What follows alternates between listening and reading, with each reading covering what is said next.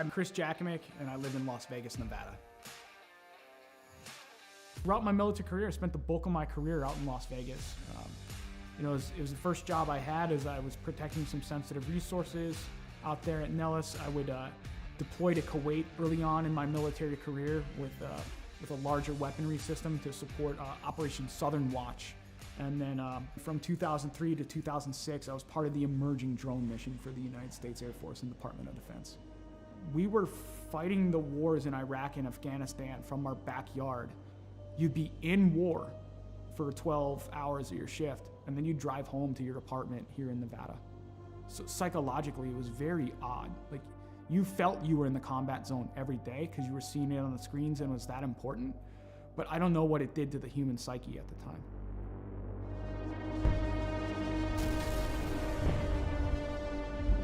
Some things would kind of happen in my personal life after that would change a lot. When Adam joined the Marine Corps, it was a natural fit. Anybody who joins the military, especially after 9/11 happened, you're looking for that purpose. I think that's why he made the choice. It's like, let me go be a Marine.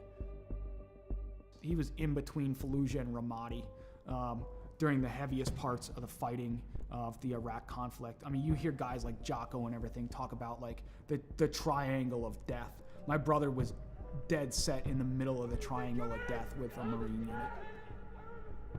unit. I think it changed him. Like, you look at everything across history, you read any of the books out there, war changes anybody that's been involved with it.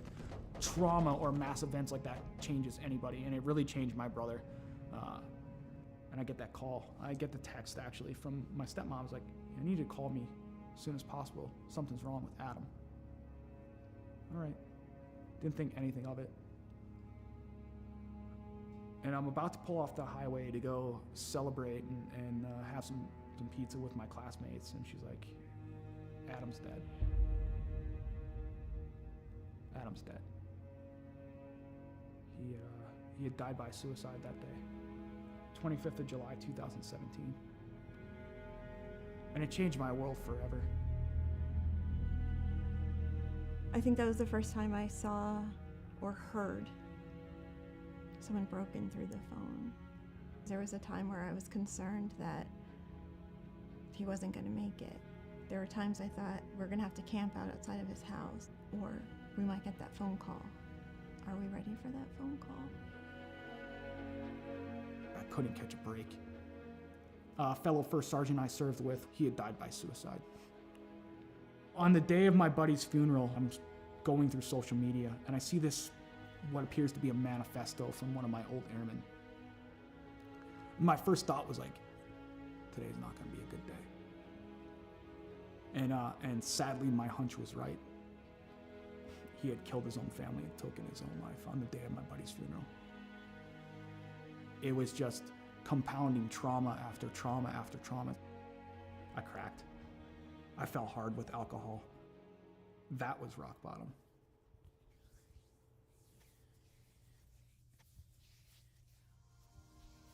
I first heard about Mission 22 just by like surfing the internet and looking on there and seeing some of the programs that they had available.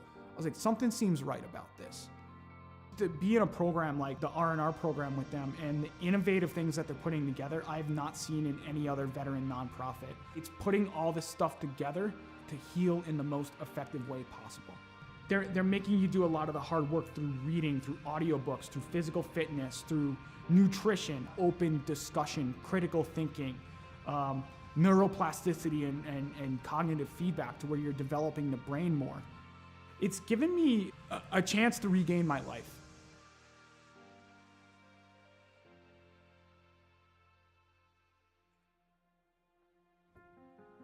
Cycling's been a big part of my recovery. Is around the time I retired, a little over a year ago, I set forth, I was like, let me set this goal to ride 2,020 miles in 2020 for another veteran nonprofit that supports Gold Star families and those lost either to accident or to suicide.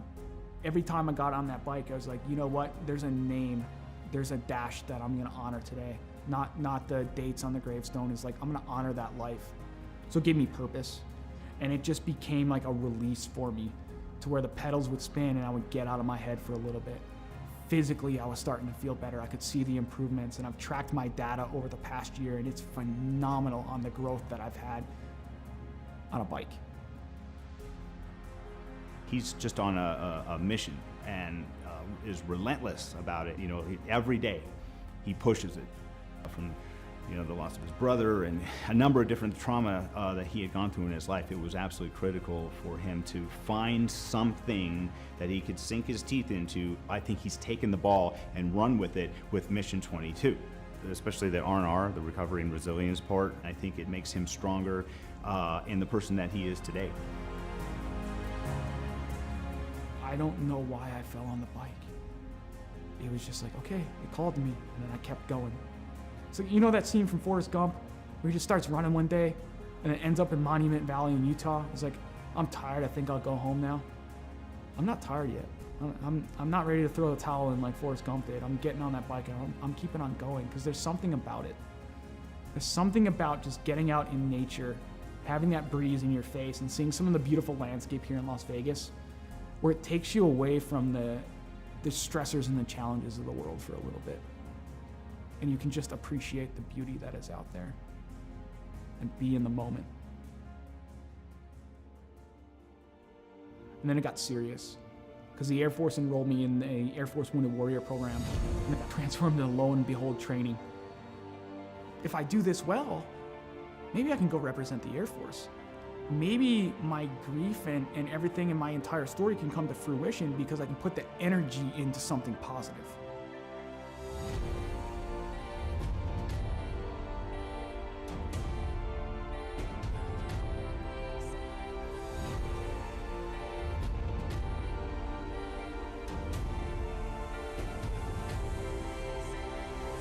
If I made the team, I'd just be overwhelmed with emotion. I suffered a lot of my trauma because of my military service, but at the end, it's like, I gotta be grateful that I'm allowed to compete in this because there are others who didn't make it home or lost the war at home. That's what it's about.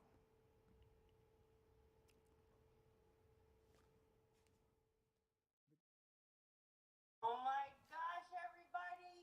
I am so excited. My heart's pumping. My hands are sweaty. Please welcome our very own Director of the Air Force Wounded Warrior Program, Colonel Rich Obert. Over to you, sir. Welcome, warriors and athletes. Today we're going to announce the 2021 Air Force Team for Warrior Games.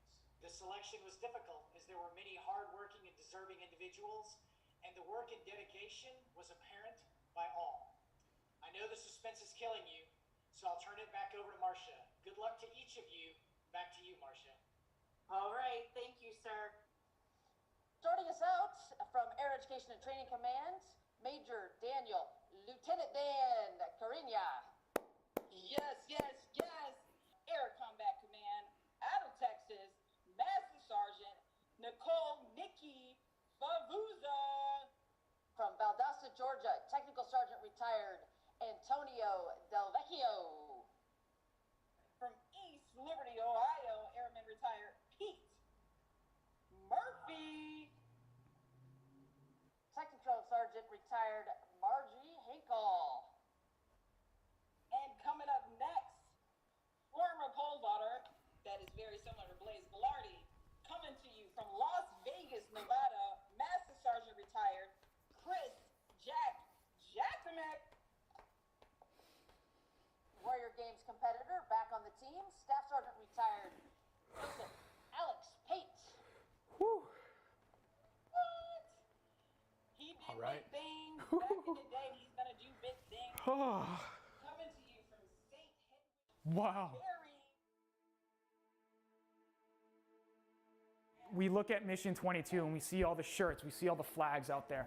I don't think enough of the people understand how big the programs actually are and how that is actually in there. And like, I'm a benefactor from the donations of these private donors that are there to allow me to live life, to improve life for not only myself, but for friends, for fellow veterans, for my children, for my girlfriend, for my family, is to be that, to say, you know what? We can keep going at the end of the day. We can keep going, no matter how hard it gets. no matter how difficult life becomes, we can keep going.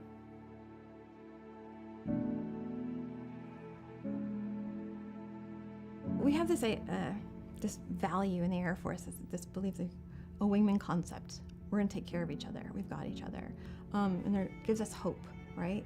And so if you have been knocked down, I say this a lot, by the baseball bat of life, right? You're on the ground. If you know that someone's got you, it's got your six, no matter what, that's going to help you get back up again. And that's part of Mission 22, I think, for him. That connection, that human connection, that's what's going to save us. Yeah, that's what saved him. He can be a light in darkness.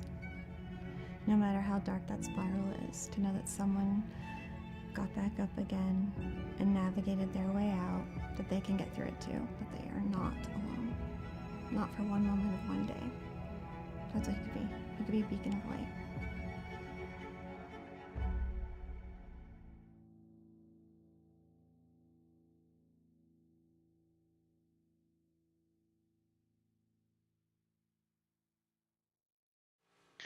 Welcome back to Gears Unlimited Friday Night Lights, brought to you by Got Your Six Racing Network. This is championship night. We are at Volusia.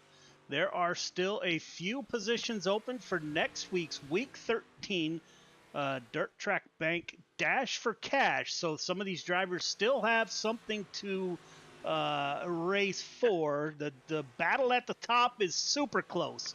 Michael Carter, let's see if he's in the field. He is. And Grant Wesley, I don't see Grant Wesley in the field. They are separated by 19 points for the championship in the 358 modified. So we'll see if the 88 makes it in here. As always, in the booth with me is Clayton Hack. Clayton, welcome to championship night. Hey, how's it going, guys? I'm super stoked to crown us some champions tonight. I can tell you, if it's anything like yesterday, I saw Grant Wesley's actually at the Lucas Oil Gateway Dirt Nationals. So, not sure if he'll be on the sim tonight. If so, he's going to fall pretty heavily when it comes to points. Yeah, man. All right, we're getting ready to call the cars off the track here real quick. All drivers, clear the track. All drivers, clear the track, please. All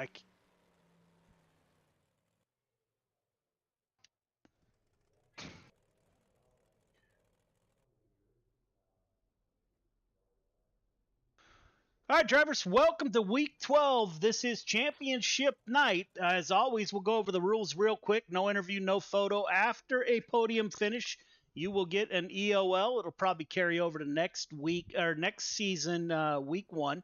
2 cautions in any race, be it a feature or a heat race. You will be DQ'd from that division for the night. Intentional contact will get you a suspension.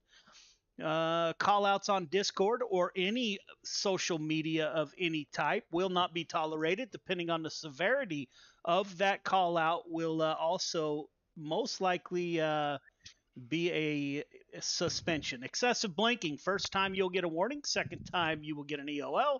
Third time move to the back of the field. I think that's all that I have tonight. Give me 1 second. Championships are up for grabs. Not asking you to not race these gentlemen hard, but Michael D. Carter has a 19-point lead over Grant Wesley. Wesley is not with us tonight. He's watching real racing. Cale Smith, Randy Shreves, Chris Cox are currently your top 5 in the 358 modified point standings. It's time to start looking at next week also. We do have some new drivers in the field. We will start removing drivers from Friday Night Lights on the 22nd of December. That is the day before week 2. So it is $15 for the season or $50 for the entire year. So now's the time to start getting your payments in. You can go to gy6rn.com to make that happen. Again, the 22nd. So you'll be able to race week 1 On the 22nd, we start removing drivers from the field. Next week's Dash for Cash, it will be a 16-car field this time. Next season, we're looking for sponsors for the divisions. That is 358s. They're going to be pro late models next season and 305 sprint cars. Each one of those sponsors, if you sponsor one of those divisions, you will get a provisional to the Dash for Cash, as will Gears Unlimited. So next season, we're looking at a 20-car field. We're going to go with 16 for the Dash for Cash this season. So start getting your money in for the winter season. Other than that, I have no other announcements to make. Any questions, comments, or concerns? Now would be the time.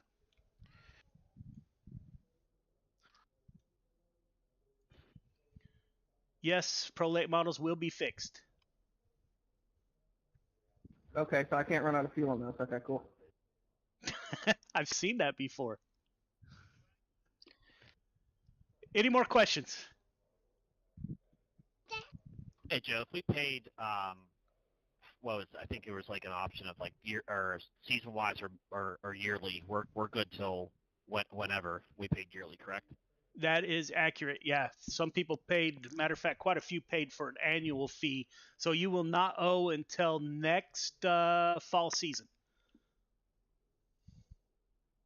For those drivers, will you let us know whether we're good or not? Because I think I'm good, but I'm not 100% sure. I can't remember. Yeah, I can put that out. Yeah. Any other questions? All right, fellas, there's still 3 positions up for grabs for the Dash for Cash next week. We got a lot of drivers that are real close to racing their way in on points. I didn't list the points, but we will rack and stack those probably this weekend.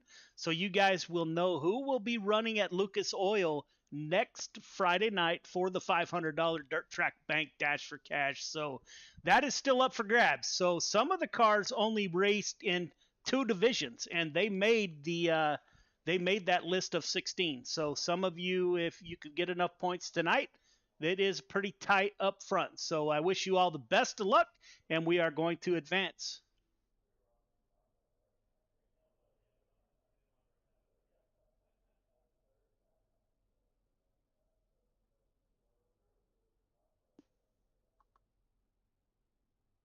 All right, Clayton, looking for a great night. We have advanced to qualifying, my brother. Welcome back. I know you only you were with us the last 4 weeks of the season, man, and I got to thank you very much. It has worked out super well. We got good response from the spectators. That's absolutely amazing. So welcome aboard, man. We're getting ready to go along with the 12th car. That's Caden Berry, the youngster out of New Hampshire. He's a youngest wing sprint car driver on the East Coast. He got his first feature win this past season. Been following Caden Berry on Facebook. I don't have any car audio in my mic. I hope that you do. Looks like you do. That is the 12 car of Caden Berry out on track. Gavin Chatham is the 24 machine. He's out on track. Good looking 24 machine.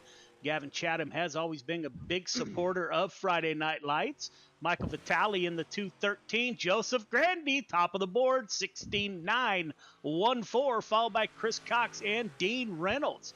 Dean Reynolds in the 79 machine. That red, white, and blue, great-looking wrap.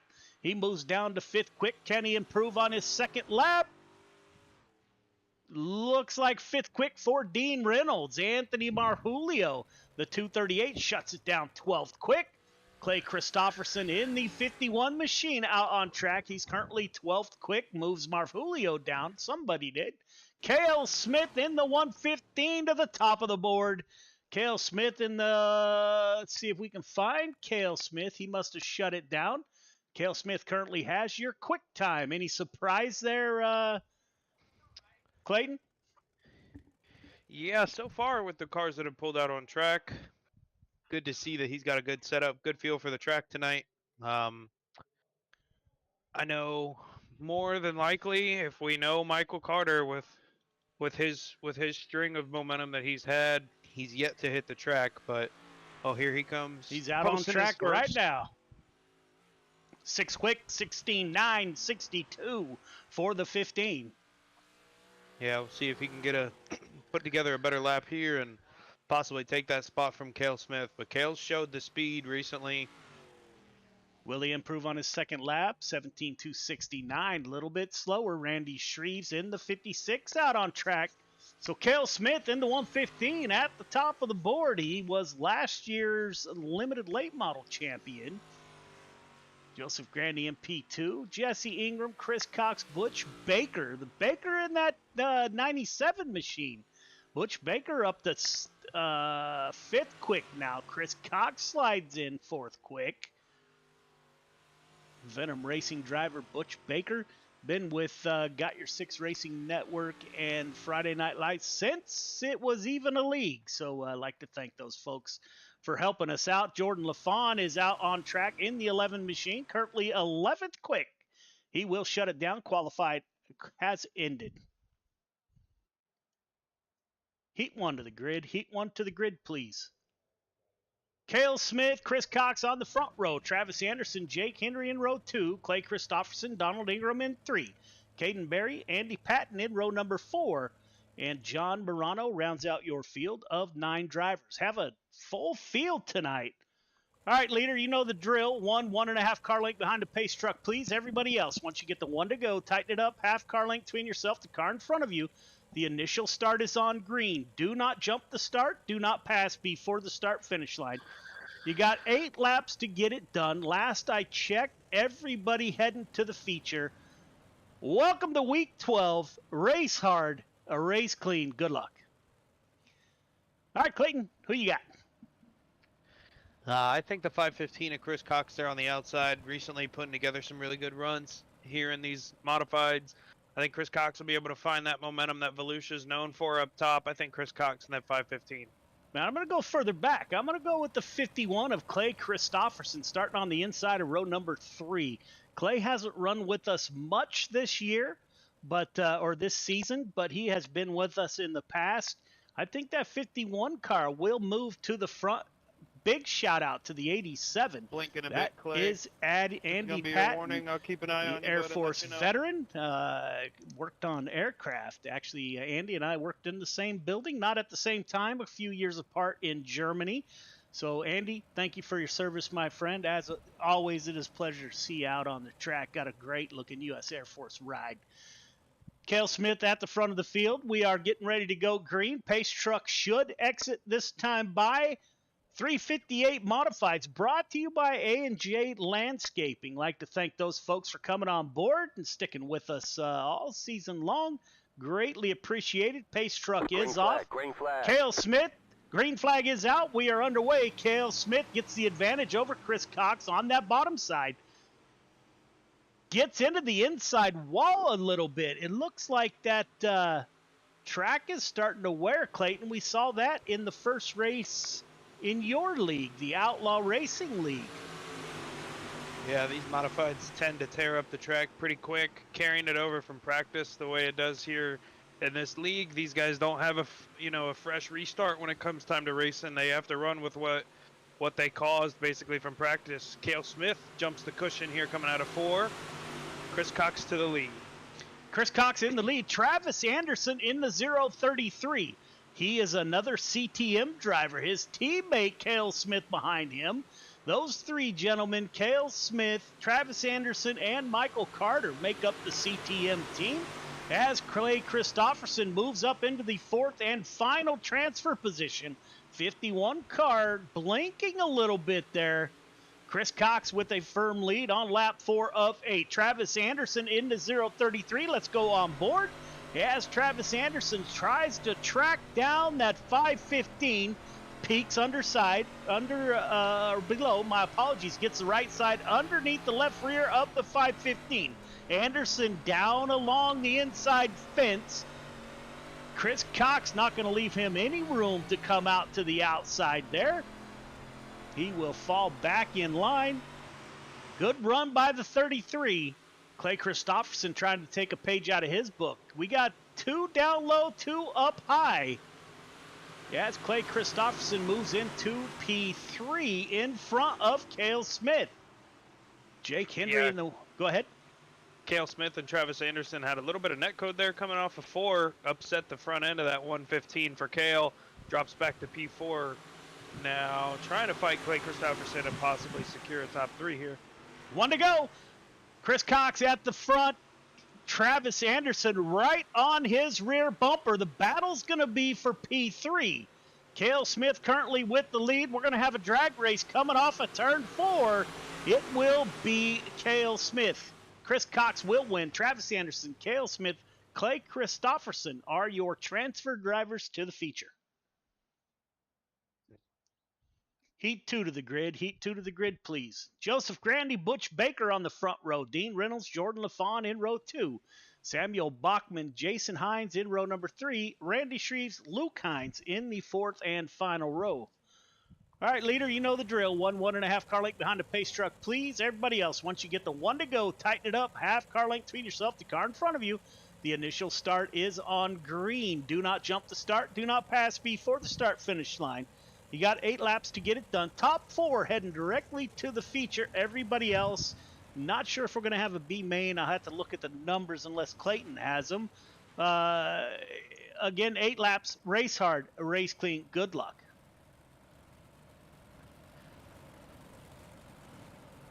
Joseph Grandy will roll off on the pole. Butch Baker to his outside. That is the Venom Racing driver. Dean Reynolds, the director of the Super Dirt Car Series in the 79. Always like to thank Dean for coming out. Jordan LaFawn in that 11 car on the outside. So we got some heavy hitters in this one, Clayton. Yeah, Jordan LaFawn's consistently fast in almost anything he steps in. I think that 11 can clear the front row here and get himself a heat race win and secure him a better starting spot for the feature here later tonight. Surprised to see the 66. That's Jason Hines. He has enough points to qualify for next week's $500 dash for cash, and he is absolutely. I think this is only his first 358 modified race, so he's trying to keep his points up there so he can qualify in. As to qualify, you have to be a feature winner, participate in at least 6 weeks, which we only had 7 of those. Green flag. Everyone else has to race in. We went top points with the 3 series combined. So Jason Hines is one of those drivers. Currently, Butch Baker, the 97 car on the outside of Joseph Grandy. Grandy diving down low. You got 2 different lines. Looks like that outside line is a bit quicker as the 97 of Butch Baker is able to hold off. Oh, the 518 gives him the right rear there. 518 getting a little bit loose. Now Dean Reynolds diving down low. We could throw a blanket over 2, 3, 4, and 5. That's what I was just about to chime in and say. These guys are running super close, running a fixed setup. You know, everybody's got the same stuff, so it's really just driver based here in the Friday Night Lights League, and these guys definitely know how to put on a show when it comes to close racing. Yeah, when it comes down to points, as it is for the Dash for Cash, every position now may race your way into the Dash for Cash. Now you don't have to necessarily win, but you need a lot of points. Dean Reynolds slides up into P3. Butch Baker slides back to P4. Up front, Grandy. Jordan LaFawn, your pick, Clayton, is moved up to P2. Dean Reynolds in the 79 is in P3. Butch Baker, Samuel Bachman in the 007 machine. That's the red and white car running just above the slick. Randy Shreves battling out underneath the 17 of Luke Hines. Luke Hines now, he's about to be under attack. We're going to go 3 wide off of turn number 2. They make contact. The yellow flag is out. Caution comes out. So this is where Clayton goes to work, as he is our race controller. We will take a quick look at what happened. Randy Shreves battling it out with Luke Hines. 17 EOL. Looks like Hines was down low. The 17, or Haynes was down low. Just slides out wide, makes contact with that 56. Yeah, keeping a car straight on a dirt track is so hard to do, and The 17 just possibly gives it a little bit too much throttle there, coming off a 2 and gets up into the 56. 17 is going to go to the back here. All right, leader, once the pace truck, all 4 tires are off the race surface, that is your point to go, sir. Any time between there and the drop of the green flag. Everybody else, I ask that you tighten it up, half car length between yourself to car in front of you. You are going on the car in front of you. So, leader, once all 4 tires of the pace truck are off the race surface, that is your cue. Anytime between there and the drop of the green flag. Everybody else going on the car in front of you, good luck. Working lap 6 of 8, only got a few more to go. We will have at least 3. Green flag, green flag. Kind of surprised that was single file. I know I set that up double file. Maybe I was incorrect. Yeah, the sim was telling me double file as well. I didn't know why they singled out. Haven't heard any black flag callings asking for anything to get cleared, so we're going to stay green. Joseph Grandy, Jordan LaFawn, Dean Reynolds in the 79 moves up to P3. He's going to take a peek underneath 11. Can he get it done? LaFawn with a great run off the top of 2. He will hold off the 79.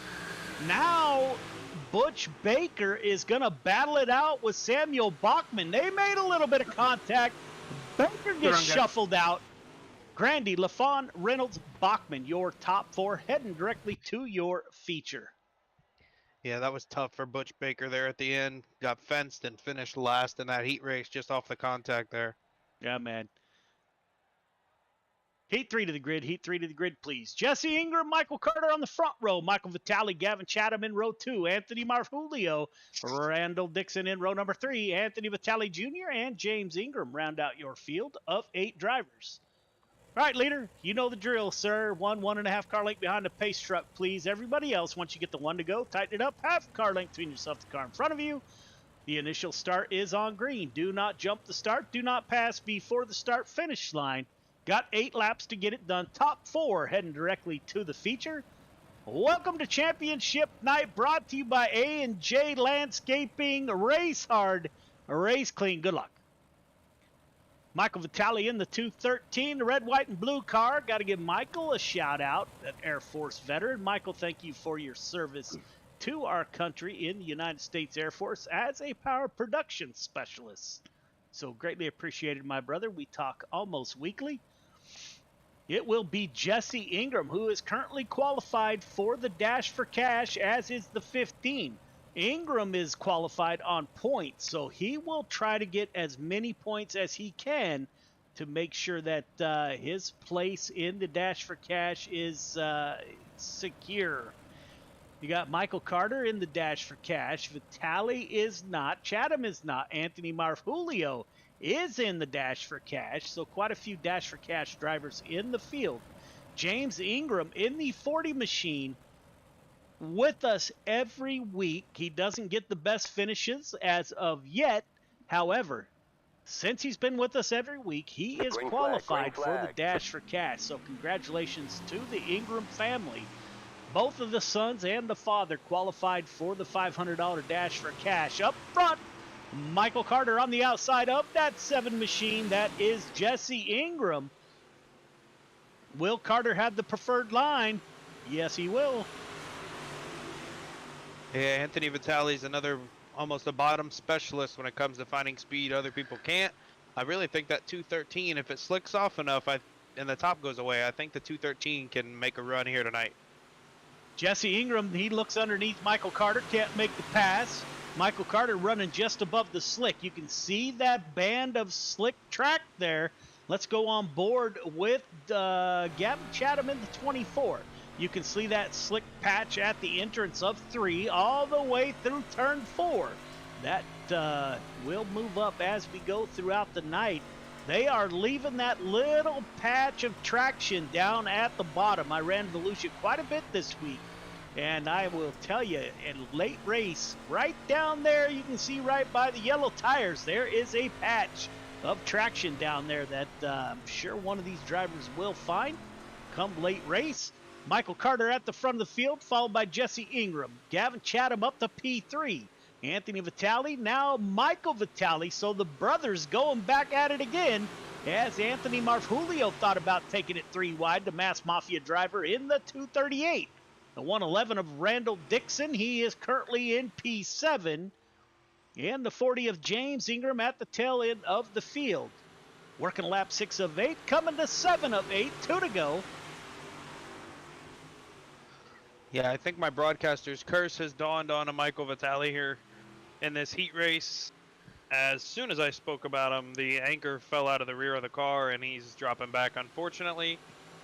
So it's tough to see it happen, but every time, it never fails. White flag is out. Ingram takes a peek underneath. Can't get it done on the 15 of Michael Carter. That Michael Carter does not make many mistakes. If you go to our Discord page, My Real Ride, you'll see his real car. Carter takes the win. Ingram P2, Chatham 3, Anthony Vitale Jr. in the 21 will be the 4 automatic transfer drivers to the feature. And we're about to figure out if we actually have a B main. Let's see as the field shuffles. Yes, we do. B main to the grid. B main to the grid, please. Don't know how many cars we got transferring. Let's take a look. 12 cars to the feature. Looks like one is not going to make it. Jake Henry, Jason Hines on the front row. Anthony Marjulio, Donald Ingram in row 2. Randy Shreves, Randall Dixon in 3. Caden Berry, Butch Baker in 4. Michael Vitale, Andy Patton in row number 5. Luke Hines, James Ingram in 6. And John Morano rounds out your field of 13 drivers. All right, leader, 1.5 car length behind the pace truck. Please, everybody else, tighten it up. Once we get the 1 to go, half car length between yourself and the car in front of you. Got 10 laps to get it done. There are 13 on the grid, 12 of you heading to the feature. Race hard, race clean, good luck. It's good to see. This is the second week. I don't know if you follow Caden Berry on Facebook, Clayton. The 12 car, the youngster out of New Hampshire, is back with us. It's great to see Caden back out on the track. I noticed his dad earlier sent us a message wishing his son well. Caden Berry usually brings a fan club, so hopefully maybe next season, while those guys are taking that time off, we'll get to see the Caden Berry fan club back with us here at Got Your Six Racing Network. Jake Henry to the lead. Marjulio trying to duck underneath that 171. These guys are going to go 3 wide. They're not holding back. Contact again all the way through 3 and 4 off of each other's door there. 3 wide for P2. This is incredible. Only one of these drivers heading home. Up front, they're battling like it's the last lap and their lives depend on it. Jason Hines, he takes over the lead in the 66. Donald Ingram, P2. Anthony Marjulio, he falls back to P4. Jake Henry in the 171, going to try a little bit of a crossover in the red, white, and blue machine. Randy Shreves in the 56. He's behind these two, waiting to see how that plays out.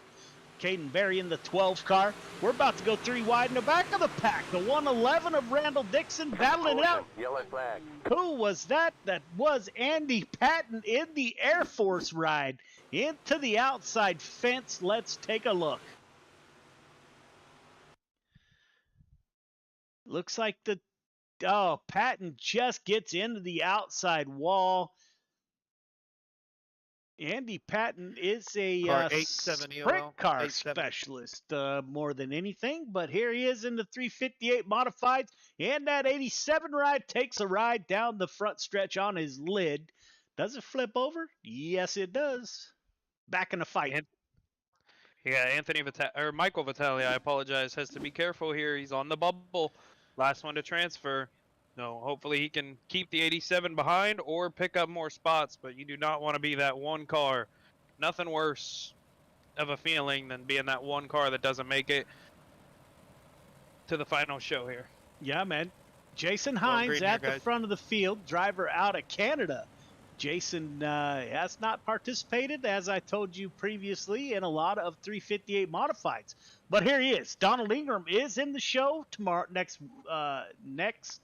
week, as is Randy Shreves. Anthony Marjulio is in. So you got a lot of drivers that are in on wins and a lot of drivers racing for points, which I'm hoping leads to some pretty good racing tonight, Clayton.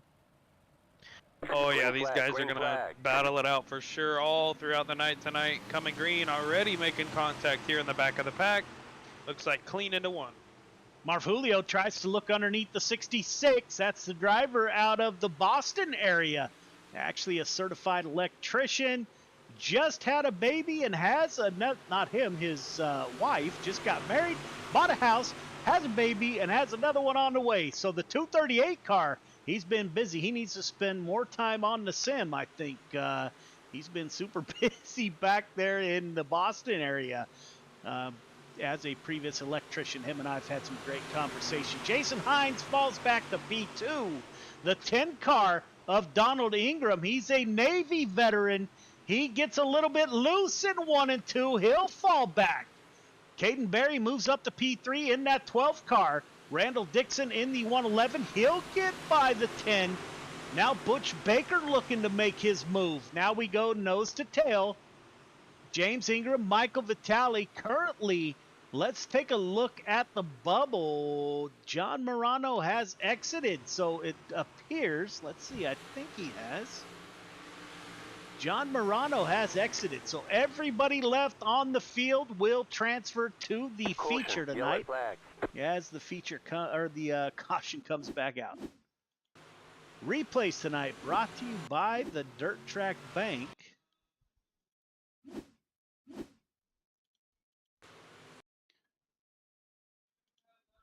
$171, that's the red, white, and blue car right in front of you. Let's see what happens. Andy Patton behind car 40, him. EOL 40. Oh, the 213 teammates make contact with each other.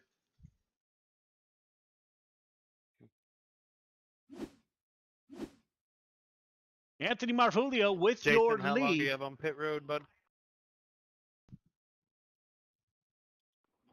Minute 40.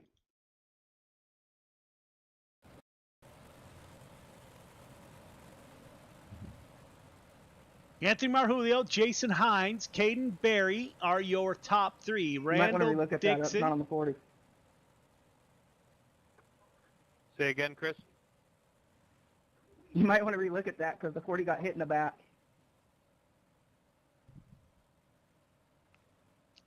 Anthony Marfulio, Jason Hines, Caden Berry, Randall Dixon. Everybody that's left in the field will transfer to the feature. I'm showing John Morano on the track, but I'm not seeing his car. So we've had 2 that have dropped out. So everybody left will go on lap 10 of 11.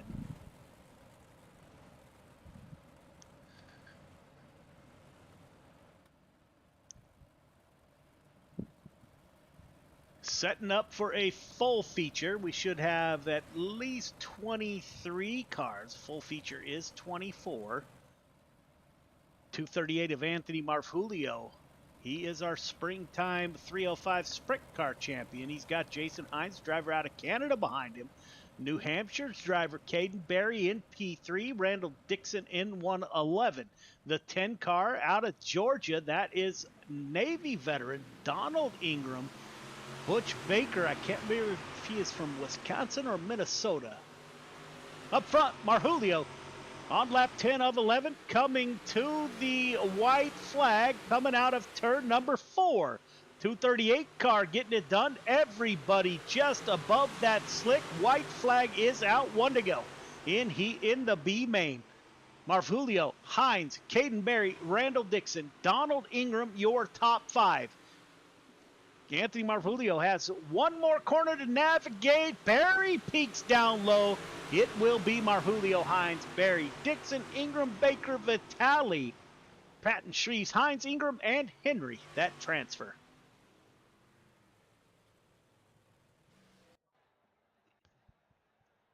Two minutes of warm-up, or 3 minutes of warm-up. My apologies. Ladies and gentlemen, we do have 3 minutes of warm-up. We will be right back.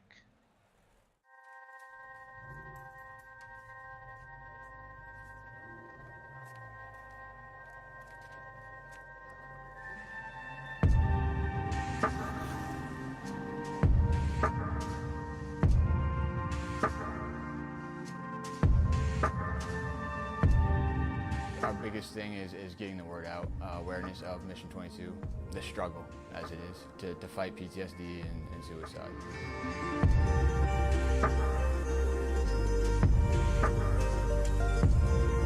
My name's Corey Decker. I'm the state representative for Mission 22. This year's been great. We got a bunch of great guys that have gotten together and decided to create this rally. The word's getting out, and it's turned into quite an event where we can actually help a lot of veterans.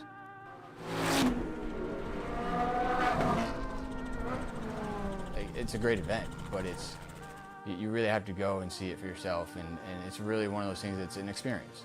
Just going that weekend, we've seen how it changes people.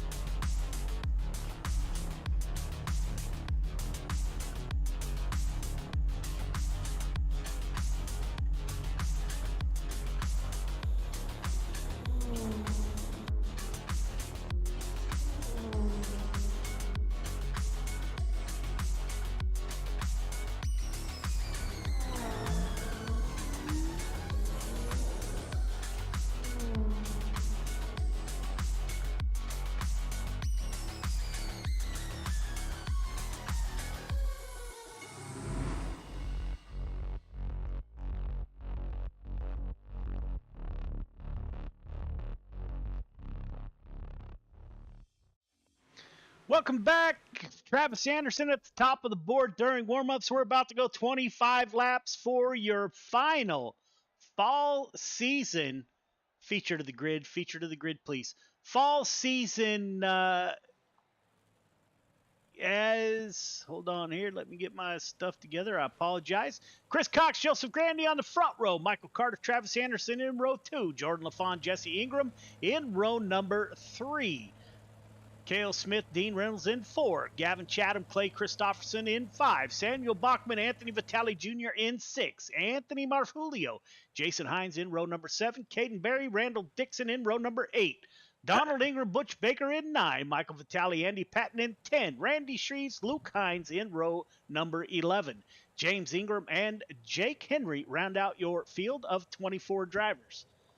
All right, drivers, welcome to the final 358 modified feature of this fall season. Leader, 1.5 car length behind a pace truck. Everybody else, once you get the one to go, tighten it up, half car length between yourself, the car in front of you.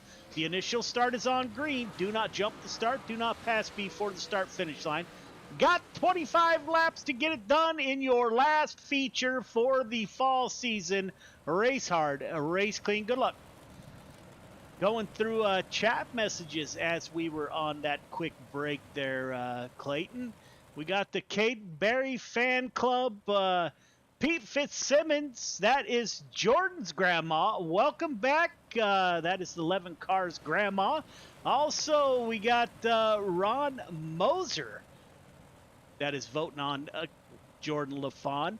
Gail Hodgson is back. Ma'am, welcome back. It makes me feel comfortable to see the Caden Berry fan club back in the house.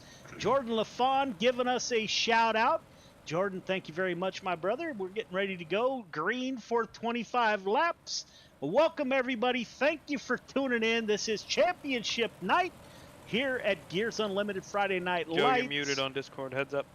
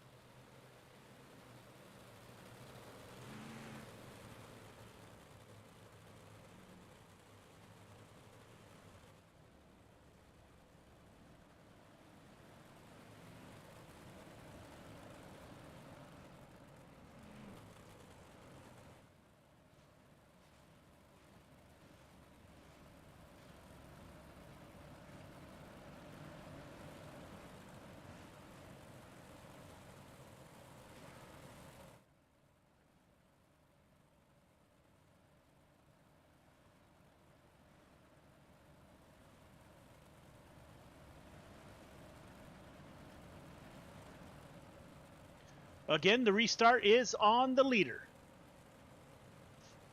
All right, Clayton, that was an exciting start. Clayton is doing his admin duties. Michael Carter, Jordan LaFawn now moves up to P2. Joseph Grandy, Chris Cox in the 515. Chris Cox is last season's 358 modified champion, so he's at the front of the field. Travis Anderson in the 033 ride. That's the red, white, and blue. He is a part of the CTM Racing crew, which is Michael Carter, Travis Anderson, and Cale Smith. So we're getting ready to go back to Green Flag Racing. Don't forget, coming up next, we have the limited late models. Next season, those will be pro late models. Fixed, we're moving up from the limited late models, see if we can't get some better racing. So we'll see how that plays out. Final thoughts before we go green, Clayton? Oh man, this is gonna be a slugfest. Final week, Volusia's very fast, track is slick. There's going to be a lot of contact, a lot of incidents tonight, if you ask me.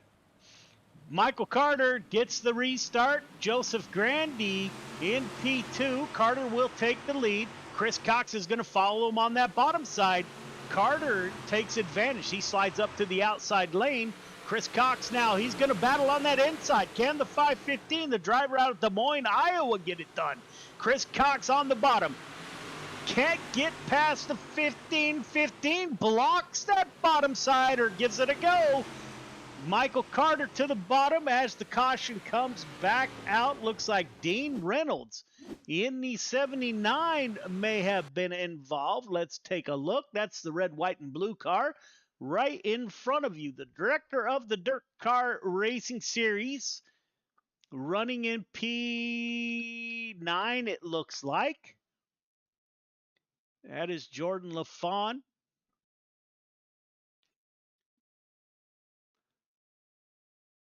.115 gets in the back of the 7. Everyone checking up behind the 7. Jordan LaFawn is able to make it through, but it pushes the 79 into that outside wall. So rough start to the night. We'll see if we can't get this. Michael Carter, Chris Cox, Joseph Grandy, Travis Anderson, Jordan LaFawn, your top 5.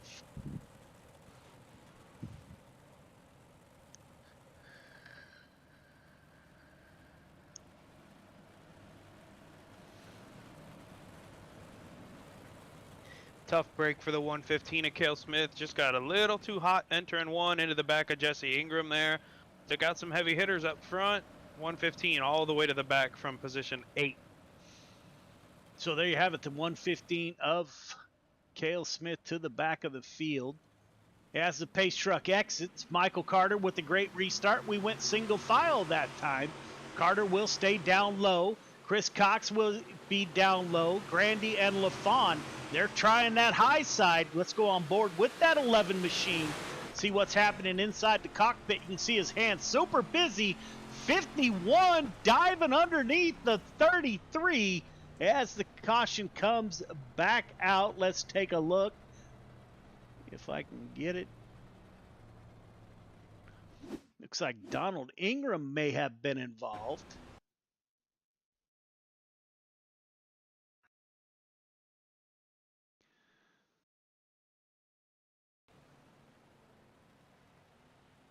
I probably got in after the accident. Sounds like the 21 will get an EOL. That is Anthony Vitale Jr. Yeah, so the 21 was coming down the backstretch a little higher than you want to be on the backstretch of Volusia. Caught the outside wall, flipped up into the wall and back down onto the track. Of course, it just caused everybody to scatter and cause a big commotion on the backstretch. 21 to the back. Meanwhile, Michael Carter at the front of the field is still on the point. Chris Cox in P2. Joseph Grandy in P3. Travis Anderson having a great night in that 33 machine. He is up to P4.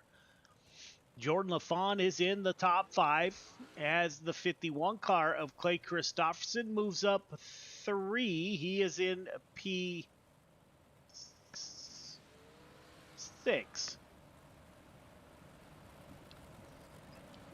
Michael Carter will bring us to the green flag.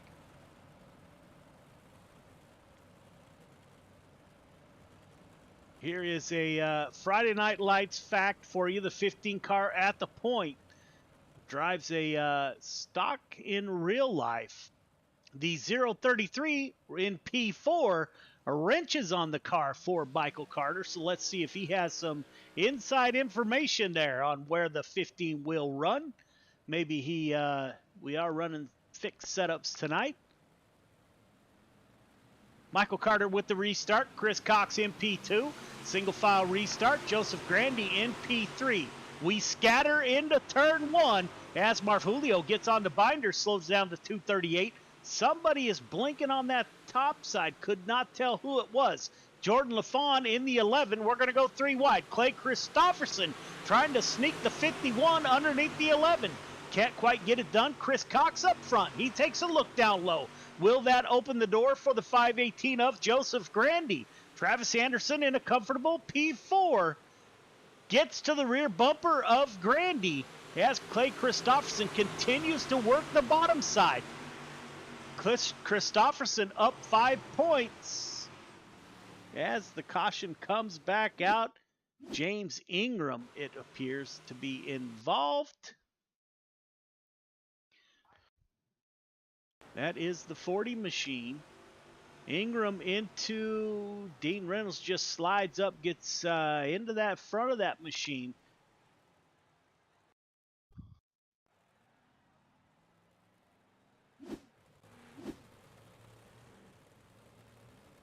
So quite a few cautions here early, Clayton. Hopefully this plays out here pretty soon. Yeah, 007 of Samuel Bachman was the blinker earlier. And then right there was just, as you called it, the 79 just a little too hot on a slider, wasn't clear. Got up into the 40 and brought out the yellow. All right, fellas, let's settle down, get some green flag laps in. We are on the lap 8 of 25. Race hard, race clean. Good luck, leader. As soon as all 4 tires of the pace truck are off the race surface, sir, that is your point to go. Everyone else, tighten it up. Half car length between yourself, the car in front of you. Good luck.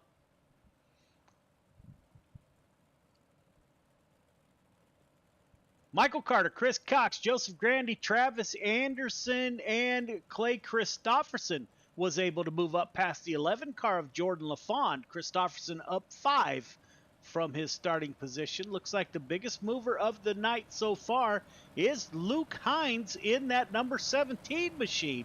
He's up 12 positions. Yeah, he's slowly been snaking his way through the field, avoiding the chaos. You know, we see a lot of big names down towards the bottom when it comes to the running order here tonight. So if you can stay clean, man, you can get up there when it counts and possibly hold off a good position up there for points. Randy Shreves is following the 17. He's up 10 from the start. Jake Henry's up 11. So a lot of cars, as Clayton just alluded to, are moving up through the field by avoiding all the chaos in front of them. As the pace truck has exit, green flag is out. We are back underway. Michael Carter at the front of the field, followed by Chris Cox. Jordan LaFawn dives it down low, going to try to get underneath the 51 of Clay Christopherson. That's going to be tight. Christopherson, he yields that position to Jordan LaFawn. Will LaFawn now slide back up, get up outside? No, he won't. Let's take a quick look. We'll do our version, if I have it here. Stand by. Looks like I do not have it. Clay Christopherson continues to run that bottom side. Let's go on the right front tire of Clay Christopherson. You can see everybody lined up. You can see the track. There is a band of grip right down near the bottom. That's where Clay Christopherson is running. He's up 5 from his start in the 51 machine. Michael Carter, he is still at the point. Caution comes back out. Looks like Jake Henry in the 171 was caught up in an incident. Let's take a look. That is the 171 right in front of you. He's got Oh, 17 just gets into the back of the 171. Collects Anthony Vitale Jr.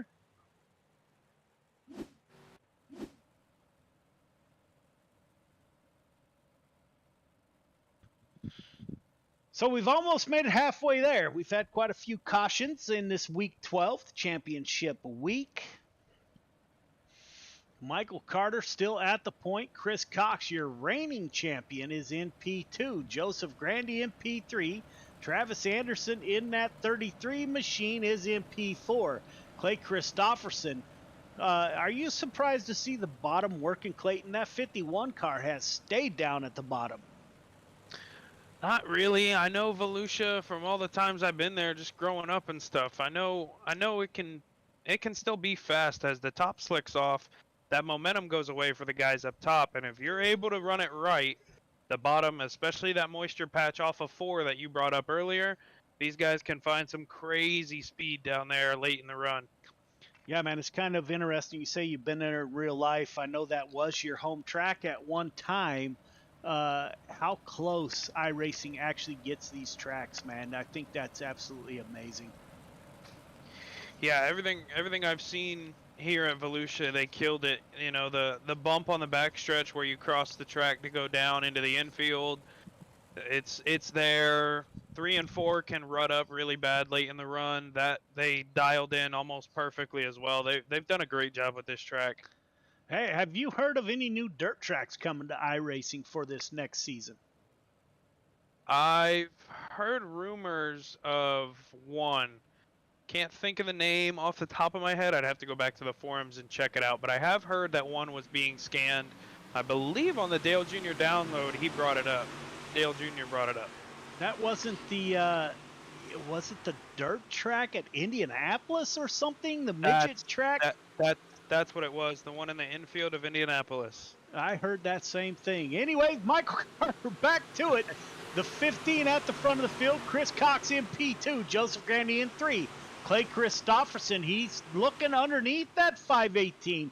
I don't know how long it's going to take these guys. He gets a great run off of 2 on the bottom side. Clay Christopherson in the 51, as Clayton alluded to earlier. He's getting that bottom rolling in the 51. Anthony Marfulio, he is also on that bottom side. So move the 51 of Clay Christopherson up to P3. Now, we're going to go 3 wide. Yikes, coming off of 4. Clay Christopherson with second place. Michael Carter with your lead. Clay Christopherson in P2 as the caution comes out. Randall Dixon involved. Take a look. That is the 111. 66. I'm not sure. 111 was coming down. 66 was in the middle of the corner. So that's why Clayton gets the big dollars. But it does look like 66 slid up there into the 111.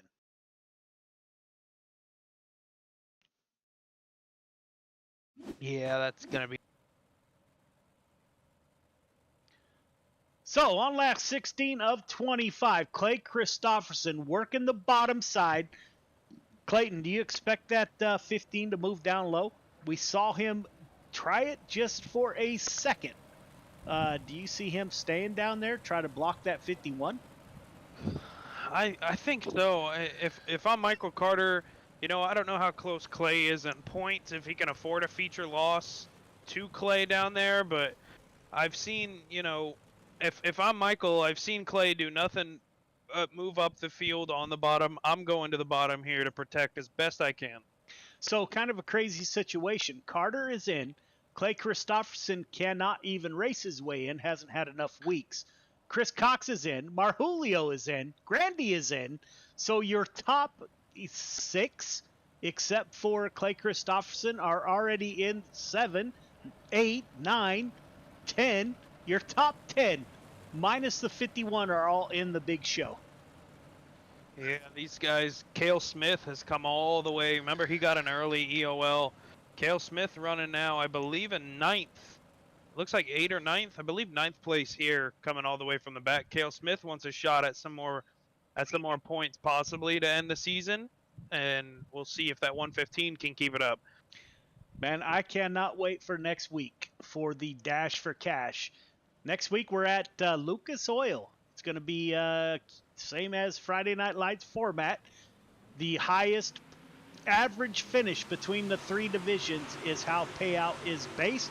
Everyone will receive a payout of some sort as the 15 goes down low to block Clay Christopherson.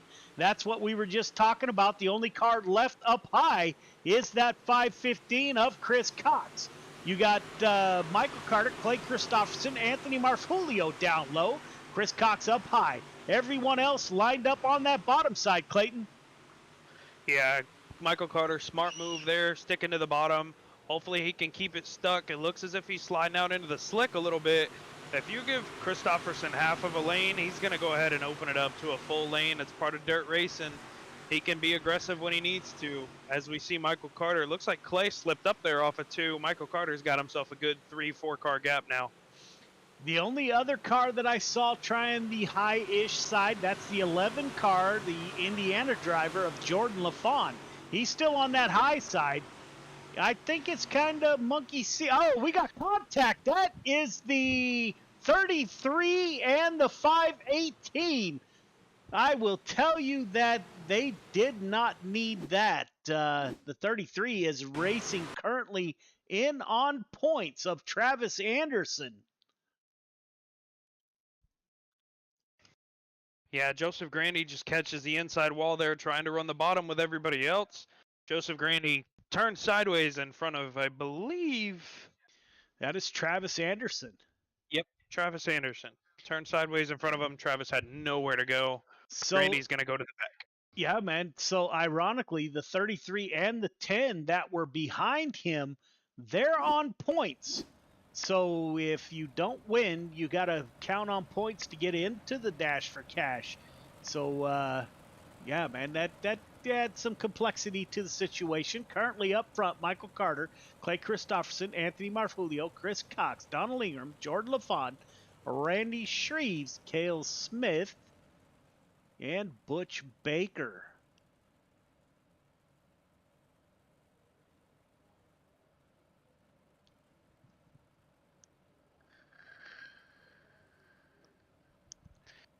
Yeah, I feel as if all night is going to be like this. It's going to be incidents after incidents, and eventually the two EOL DQ is gonna play a factor into somebody's night that more than likely doesn't need it or can't afford to receive one. Yeah. Yeah, my brother, I hope you're keeping track of that, because I'm having too much fun calling the race. Oh yeah, it's all noted here. Nobody yet, but Michael Carter, Clay Christopherson in P2 is up 8 positions. Anthony Marfulio in the 238 is up 10. Donald Ingram, he's currently in 5th place. He is up 12 positions in that 10 car. As Michael Carter will take the green flag. Pace truck is off. We are back underway. You heard Clay Christopherson talking about some snowstorms wherever he's at, as we have a couple of cars coming out of the pits. On lap 21 of 23, Michael Carter opening up a lead over Clay Christopherson. Not many cars left on that high side. Travis Anderson running up there. Let's go back and see where Travis Anderson is. I know it was Travis Anderson. Dean Reynolds is up there. He's with the 007 of Samuel Bachman on the outside. So they're going the theory of run where they ain't. So the 51 car, Clay Christopherson, he's now hunting down that 15. He's going to stick his nose in there on lap 23 of 25. The 15 closes the door on Clay Christopherson up front. 10 car battling it out with Jordan LaFawn. LaFawn, oh, he gets... The front end came off that car as he hits the yellow tires at the exit up turn 4. They're running as low as you can run. Carter, Christopherson, Marfulio, Chris Cox, Jordan LaFawn holding on to a top 5. Now the 115 of Cale Smith comes into the picture. 1 lap to go. Here we go. Michael Carter, Christopherson, Marjulio. We will stay with the front, the 15 car. 51 flashing a little bit, can't get it done. Let's slide back. Here we go. 10 car. Carter, Christopherson, Marjulio. Jordan LaFond finishes in the top 5. Top 3 start finish line, please. Top 3 start finish line. What a great race, Clayton, to end the night. Wow, that was that was crazy to kick off our evening. It's only gonna get more and more horrendous throughout the night. These guys are fighting, man, fighting for every spot they can. Everybody wants into next week's final for sure. Yeah, man, you know, racers will be racers. I'm kind of surprised as we got a group at the start-finish line. I'm not sure who to get the picture of. All right, 11 and 79. Get out of my way. All right, fellas, don't forget to go up for your interviews. We will get a word with your top 3. As soon as Anthony Marjulio comes up, Clayton, you got him for your P3 finisher, as I will dial up a replay here. Hey, Anthony, it's Clayton in the booth. You got me? Yeah, I got you, Clayton. Man, we watched you all night. Just seemed to kind of run, you know, that quiet, sneaky guy all through the night. You know, 13th up to 3rd this evening in the modifieds. Man, how slick was it out there? It looks almost completely gone from where we're sitting. But how bad is it down there on track? Oh, it was pretty bad. You know, it was just one of those things. Had Cade in Discord and we were just talking. I was like, I'm rolling the bottom until at least the first half of the race. And it turned out like the top was good, the bottom was good. The top just went away and the bottom stayed. And me and the 51 there, we were the only 2 on the bottoms. And I think the top 3 finally saw us running the bottom, and then they all moved down. You know, the bottom coming out of 3 and 4, the middle coming off was absolutely gone though. Yeah, that's surprising because there's a moisture patch at Volusia down there exiting 4 that if you can hit it correctly, it's a game changer as far as speed and lap times, man. What did it take on that 238 tonight to get it done, P3? Honestly, restarts were the biggest things to be able to get to the bottom going into turn 1, and it was picking cars off one at a time, and then also they were just getting bottlenecked up at the top, you know, and the guys up front ran a great race and protected where they needed to. I thought Chris Cox was going to get me at the end there. He gave me a shot in the shorts, but was able to keep it straight and keep going. Awesome. Good job tonight, man. Anybody you want to thank? Yeah, I just want to thank my wife for letting me do this, and you guys for putting this you know, tremendous season on. I'm looking forward to next week for the Dash for Cash, and just all the drivers that can continue to come in and out of this series. I mean, it seems like they're just getting better and better. Yeah, congratulations on P3 tonight, Anthony. We'll see you next week. All right, thank you. Clay Christopherson in the 51 machine moves up 8 from his start. Clay, this is Joe. You got me? Yes, sir. Man, welcome back to the show. I know you didn't run with us very much this year, but those weeks that you did run, you maximized your performance. Great run by that 51. It's always great to have you back, man. Walk us through your night. You moved up 8, and do you have anything for that 15? Yeah, me and him were just talking. He even said I was a little bit quicker down there, but I'm not going to take out both of us to try getting the lead. I'll just finish second because that's as soon as he went down to the bottom, I knew unless he did slide up once when he clipped the wall, and I thought that was my chance, but he shot back down really quick, so I wasn't going to risk it. But no, the car felt really good. I just stuck her to the bottom when everyone was busy up top and was passing 2-3 cars per lap. So.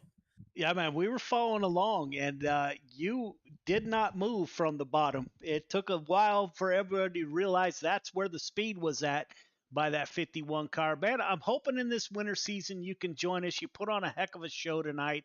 Who do you want to thank for your podium finish? Definitely FTM and all the guys. Swan Speed Shop for setups for 358 and Big Block. That's about it. All right, man. So we're gonna see you in limited late models? I might dip my feet in just for something to do. Since it's snowing and all, man. So right. we look forward to seeing you, my brother. All right, thanks, guys. Yeah, man. Tonight's race winner, the 15 of Michael Carter. Michael, it's Clayton. You got me? Yes, sir. Hey, buddy. Once again, we see that 15 finishing up front, man. I don't I don't know how many it is this season. I've lost count, but something about that 15 and you get along very well when it comes to late models and modifieds, man. We see it in the Outlaw League and here. Man, what is it? What's the secret sauce to all your success this season? I don't know, man. That the start of the race is kind of what's got me up front there. So I look for mistakes to happen and and take advantage of them and just try to get out front and hold my line and do what I can do to stay out front. I mean that's the best thing I can say about that. Awesome, man. Well, the 51 of Clay Christopherson there was coming on the bottom. Did you plan to get to the bottom, or did the restart kind of force you to have to go down there? Plan on running the top for most of the race. I love Volusia here on the top, but my teammates was telling me there that it was quick on the bottom, and I seen them pass Cox there on the bottom, so I went ahead and went down there, and luckily it was enough to hold him off, and he ran me clean, and like I told him, I appreciate that. It means a lot when a guy that can run you clean there. I mean, he could have gave me the bumper at any point, and he didn't, so I appreciate that. Yeah, I was waiting for him to turn the occasional half a lane that you would leave into a full lane and cause some havoc for the both of you. Good to see clean racing like that, man. Congratulations on such a successful season here in the modifieds. Who do you got to thank on that 15 car for getting it done tonight? Of course, I always got to thank here Joe Halter and Friday Night Lights, GY6RN. You guys here, of course, at the broadcast crew, top tier. You guys do a great job. Really appreciate it. Everybody watching here, thank you. And I got to thank my dad, of course, Randy Carter Painting, CTO Motorsports, Kale Smith, Travis Anderson, Redline Race Designs, and everybody's got a part of this. Dirt Track Bank. I'm probably missing somebody, but thank everybody so much. Really appreciate it. Absolutely. We see the real modifieds coming together, man. Do you see some wins in your future there in the real car as well?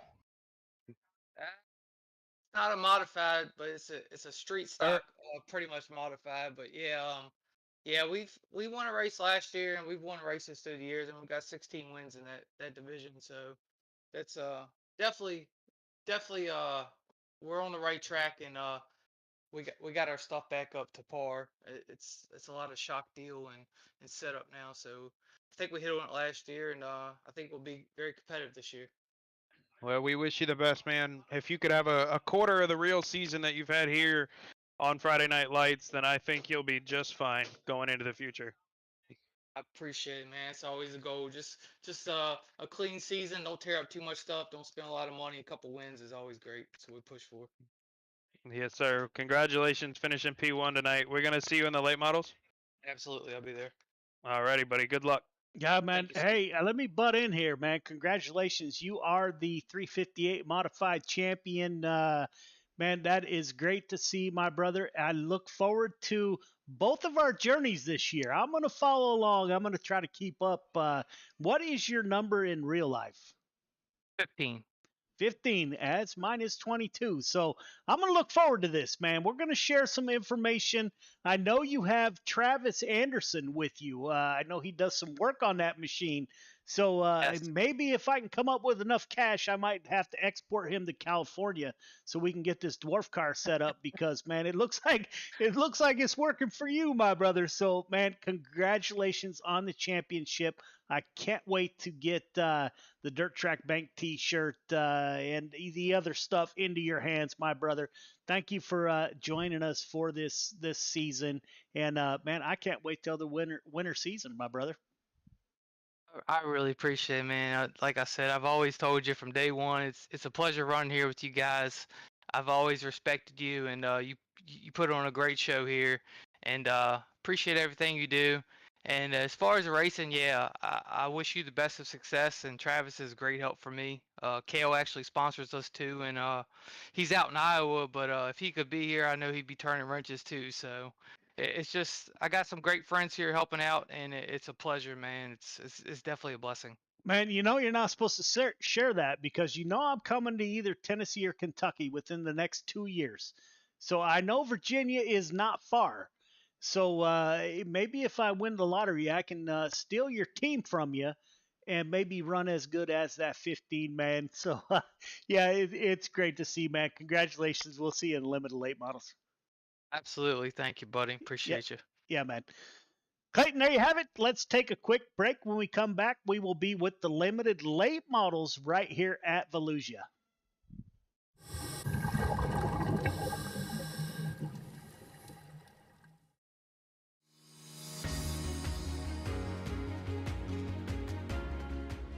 My name's Nick Powers, and I'm the president and lead instructor of Warfighter Scuba. I'm a veteran of the United States Marine Corps from the years 2003 to 2007, with one combat deployment to Haditha, Iraq in 2006.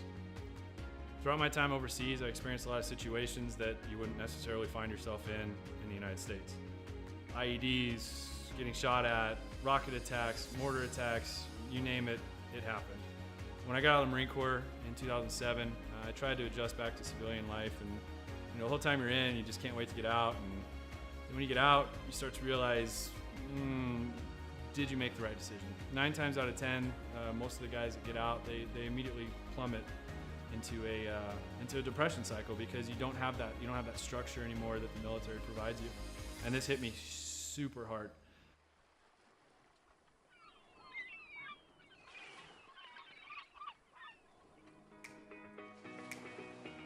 We moved to one of the #1 top dive destinations in the entire world, and I figured I'd start getting back into scuba diving. And after the first couple dives, I realized how peaceful it was underwater and how none of my problems followed me. You're just there in the present moment. I had the idea for Warfighter Scuba, and I kind of hinted at it, and they said, "You go for it." And that's basically how Warfighter Scuba was born.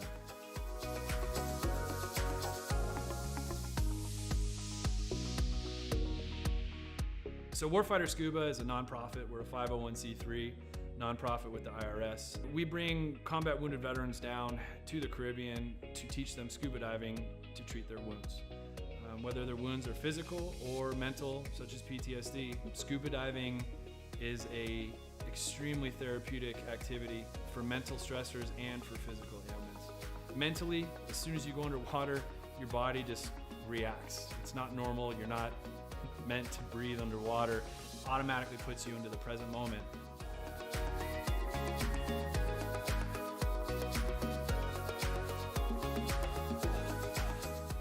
You have nothing but peace and calm. This ability to separate yourself from reality really allows veterans to find out what their trigger mechanism might be for their particular mental stressors.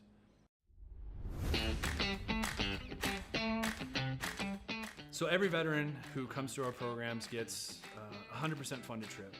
Each veteran also receives a round-trip ticket from their home of record. That ticket will bring them straight into Roatan, and their entire week stay, their hotel, their meals, their snacks, everything's paid for. And so that veteran can get an entire week away from reality and completely separate from any kind of problems they might be facing at home. So each veteran receives very private and intimate training sessions when they come down to Roatan. We first start in the pool. We do some confined water skills. We'll then switch out to the open water dives. From that point on, it's not even training anymore. It's just fun. It's learning on a level that I don't think most people have experienced before. We do all the certifications for them that we can in a week at their pace, from open water to full face mask to nitrox. Every trip that we have, whether it's one veteran or 4 veterans at a time, we just have a blast. There's no bad karma. We've seen sharks, we've seen turtles. We've seen 4 eagle rays at once. Just the things that happen when we're in the water together are truly, they're just unbelievable. The dedication that these vets have now to scuba diving and to wanting to come back and to help other veterans experience what they've experienced. It hits me in the heart more than most things have ever hit me in my heart. It's truly an honor to take these heroes into the water. It's really cool to see the transformation that happens to them, from being, oh my gosh, I don't know if I'm gonna be able to do this, I've gone snorkeling a few times, or I'm not that good of a swimmer. And the funny thing about scuba is none of that matters. You're completely weightless in the water. You could come down and have zero experience in the water and be one of the better scuba divers out there.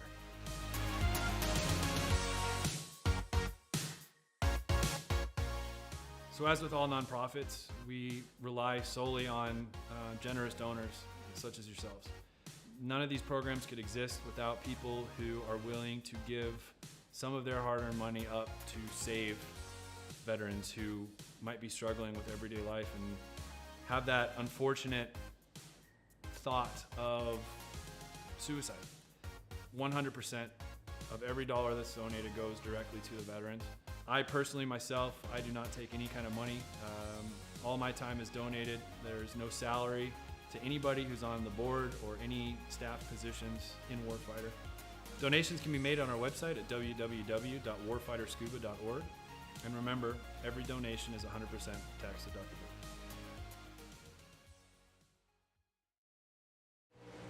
Welcome back. We're about to pull the late models off the track from practice here and get underway. I can't hear the car noises on my headset. I hope that you can. It appears that you can by my soundboard here. So, Clayton, we're getting ready to go limited late model racing. This will be the last limited late model race of Gears Unlimited Friday Night Lights as we are moving to pro late models next season. So, let's call the drivers off the track and get this underway. All drivers clear the track. All drivers clear the track, please.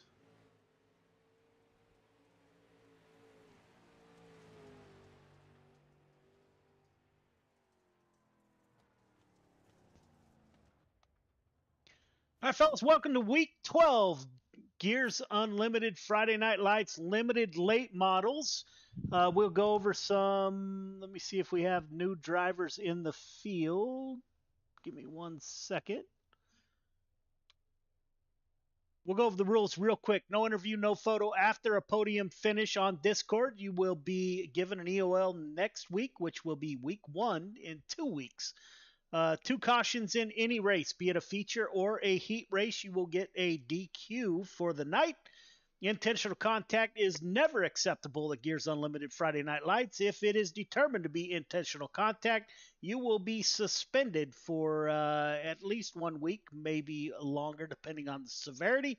Call-outs on Discord or any social media to other drivers in Friday Night Lights is never acceptable.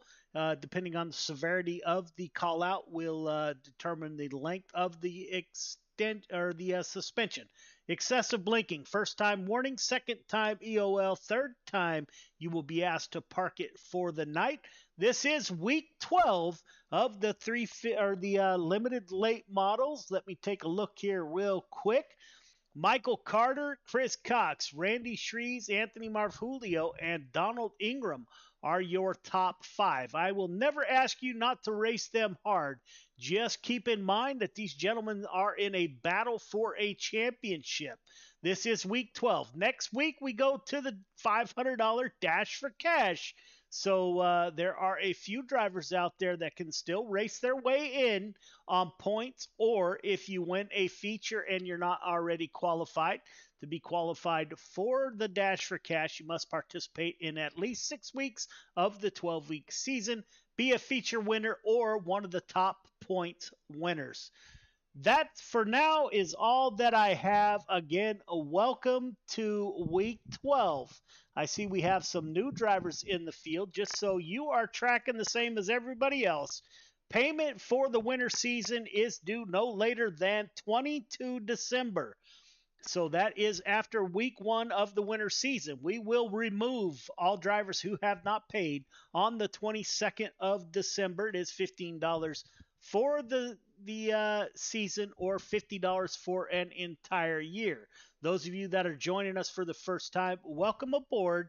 This is Championship Week. Next week, we run for $500 in the Dirt Track Bank Dash for Cash.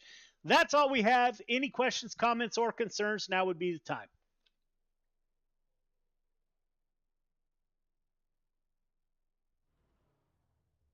I thought he had it in the bag. No, there are a lot of people that are real close in points right now. Matter of fact, some of the drivers have only run in two divisions and they qualify on points. So the 16 driver field so the 16 driver field is still up for grabs as points are now count. We only had 7 feature winners throughout the season. So the rest of the 16 car field is going to be settled by points, which is a combination of all 3 divisions. And we have some drivers that could actually race their way in, as some have only participated in 2 of the divisions. So next season, this is the very last Gears Unlimited Friday Night Lights limited late model race. We are moving to pro late models next season. We are looking for sponsors for all 3 divisions. So those 3 sponsors will get a provisional start in the Dash for Cash next season, as will Gears Unlimited. So we're running 16 this time next week, and we're going to run 20 the following season. So yes, people can race their way in. You don't actually have to be a winner, but you do have to participate in at least 6 races throughout the season. Long answer to a short question, Chris. My apologies. All right, fellas, getting ready to advance to qualifying. I wish you the best of luck. Here we go.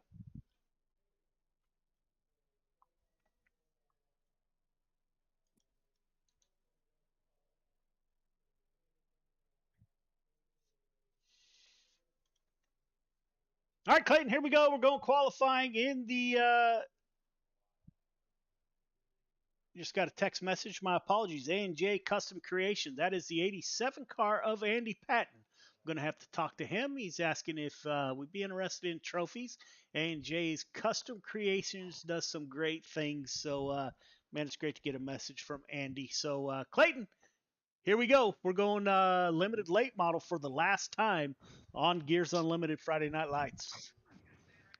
Yeah, this is it's been a fun one to see.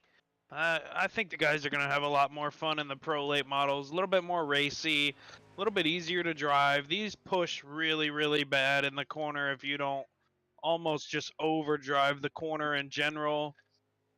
And there's a lot of incidents caused with the limited late model just for the reason of not being able to turn into the corner, not getting the car to rotate. A little bit cleaner, faster, harder racing coming up next season in the pro late models, and I'm excited. I'm glad the drivers voted to up it to the pros for sure. Yeah, man, I'm glad you mentioned that. Here at Friday Night Lights, it is all about driver participation. This is a league for the driver. If the drivers don't like something or do like something, they make that well known on our Discord, and we actually put that into practice. So, yeah, man, can't wait to get the pro late models out here tonight. Michael Carter has a 80 point lead over Chris Cox. So we saw Michael Carter win the 358 modified championship. Chris Cox, if Michael Carter has a really bad night, Chris Cox has a chance to repeat as the limited late model champion. So we will see how that plays out. Currently at the top of the board, that is the 518 of Joseph Grandy. Cale Smith in the 115 is out on track. Currently 16th quick. We got another full field tonight. 22 drivers with us. 16th quick for the 115. Michael Carter, third quick. Gavin Chatham in the 24. He's second quick. James Ingram in the 40 car. He's currently in the Dash for Cash, which goes to show you show up every week. You run every division every week. You could qualify for the Dash for Cash regardless of where you finish. It is a accumulation of points after the division winner. So the 40 car, James Ingram, driver out of Georgia in the Mountain Dew KFC limited late model, is in the show currently. We'll see how it pans out here coming up as we do the math. Now, I did go to high school in California, so you got to bear with me. I may mess up the math, but we'll see how that plays out. We're getting ready to go for your first heat race. It's going to be 8 laps right here at Volusia as we get the show underway. Sorry, we are running a little bit behind. I'll try to catch up where I can. Heat 1 to the grid. Heat 1 to the grid, please. Joseph Grandy on the front row. Let me get rid of that. Butch Baker on his outside. Chris Cox, Michael Vitale in row number 2. Randall Dixon, Cale Smith in 3. Caden Berry and James Ingram round out your field of 8 drivers. All right, drivers, welcome to heat number 1. Leader, you know the drill. 1.5 car length behind the pace truck, please. Everybody else, once you get the 1 to go, tighten it up. Half car length between yourself, the car in front of you. The initial start is on green. Do not jump the start. Do not pass before the start finish line. Welcome to the last limited late model race of Gears Unlimited Friday Night Lights, as next year we will be in pro late models. Next week we'll be in limited late models, but that's a different show. So welcome aboard. Race hard, race clean. Good luck. So Joseph Grandy in the 518 with Butch Baker who's outside. Clayton, what are you looking for in the limited late models here? I'm really impressed with Butch Baker qualifying fast. We saw him struggle in the modified feature. We saw him, drop all the way back. He was involved in a few incidents, an EOL to his name already tonight. Really looking to see what that 97 can do. Maybe the late model's more his cup of tea. We'll see what that 97 on the outside of the front row here can do. Yeah, man. Story about the 97. They used to run a racing league. When I thought about the idea of doing a racing league, I actually got a hold of Butch Baker and the crew at Venom Racing, man, and they walked me through about every step. So Butch Baker has been with us from the beginning. He missed the majority of this season, but I thank those guys for that, and it has turned into an absolutely amazing show. So I thank Butch Baker and the Venom Racing crew. As we are getting ready to go green, the pace truck should exit this time by waiting on the green flag. Coming off of turn 4, Joseph Grandy. Butch Baker on the front row. Green flag is out. We are underway in the last regular season limited late model race in Gears Unlimited as Butch Baker gets a great run on that outside of the 518. 97 is going to go side by side. Can he get the same run off of turn 4? The 518 will prevail on the bottom side, put Joseph Grandy to the lead. Butch Baker in P2, Chris Cox. He will work the bottom. Butch Baker jumps over the cushion. Cale Smith will move up 1. Grandy, Cox, Cale Smith, Butch Baker, now the 213 of Michael Vitale. That 97 car may be stuck on the outside. It looks like the bottom is the place to be, Clayton. Yeah, the 97 just can't get a hole to get down there. Really, with these late models, I would imagine, less turning you have to do down there, less wheel work you have to do. The top side of these late models probably not liking it right now as the track's still really, really fresh on the bottom. I see, as we see him now dropping back to P4. On the other hand, the 115 of Cale Smith started 6th. Couple smart moves here within 5 laps, and he's found himself all the way up to 3rd, sitting a little bit better for the feature. We'll see if he can't pick up 1 or 2 more here by the end of it. Yeah, Cale Smith currently running 6th in the points in that 115. He is the champion from last season in that 115. Joseph Grandy at the front of the field. Chris Cox P2. Cale Smith in P3. Butch Baker in the 97 falls back to P4. Vitale in the 213. First of all, thank you for your service to our nation in the United States Air Force. Mr. Vitale. The 213 car is in P5. Caden Berry, the youngster out of New Hampshire, is running in P6. Randall Dixon in the 111 is a P7. James Ingram in the back of the field. Joseph Grandy has 2 more corners to navigate for a heat win here as he comes off a turn 4. Butch Baker gets crazy sideways. Butch Baker on the last lap gets sideways, down low. It will be Grandy, Cox, Smith, Berry. Heat 2 to the grid. Heat 2 to the grid, please. Gavin Chatham, Jeffrey Kemper on the front row. Andy Patton, Samuel Bachman in row 2. Jesse Ingram, Dean Reynolds in row number 3. Clay Christopherson in the tail end of the field. No, I apologize. That's Christopher Standridge. He is brand new, like just this afternoon, to Friday Night Lights. All right, leader, you know the drill. 1.5 car length behind the pace truck, please. Everybody else, once you get the 1 to go, tighten it up. Half car length between yourself, the car in front of you. The initial start is on green. Do not jump the start. Do not pass before the start-finish line. You got 8 laps to get it done. I believe everybody heading to the feature. I didn't see the final numbers. Race hard, race clean. Welcome to Heat 2. Good luck. Back on that incident at the end of the first heat race, Michael Vitale made a little bit of inside contact or inside wall contact, but the spin of the 97 was another aggressive case of netcode that we've seen here in these last few weeks. Some netcode off the front end of the 213 of Michael Vitale. That's what turned the 97 there of Butch Baker. Yeah, that's very unfortunate for the 97. You know, I race him almost every week in 305 sprint cars on Coast to Coast Racing League, which reminds me, our partners, Coast to Coast Racing League, C2CRL.com. If you're interested in joining those folks, they race 7 days a week, and most of them are broadcast. So if you're interested in getting involved, they are our partners in crime. They support Gears Unlimited, Friday Night Lights 100%. Check them out, C2CRL.com.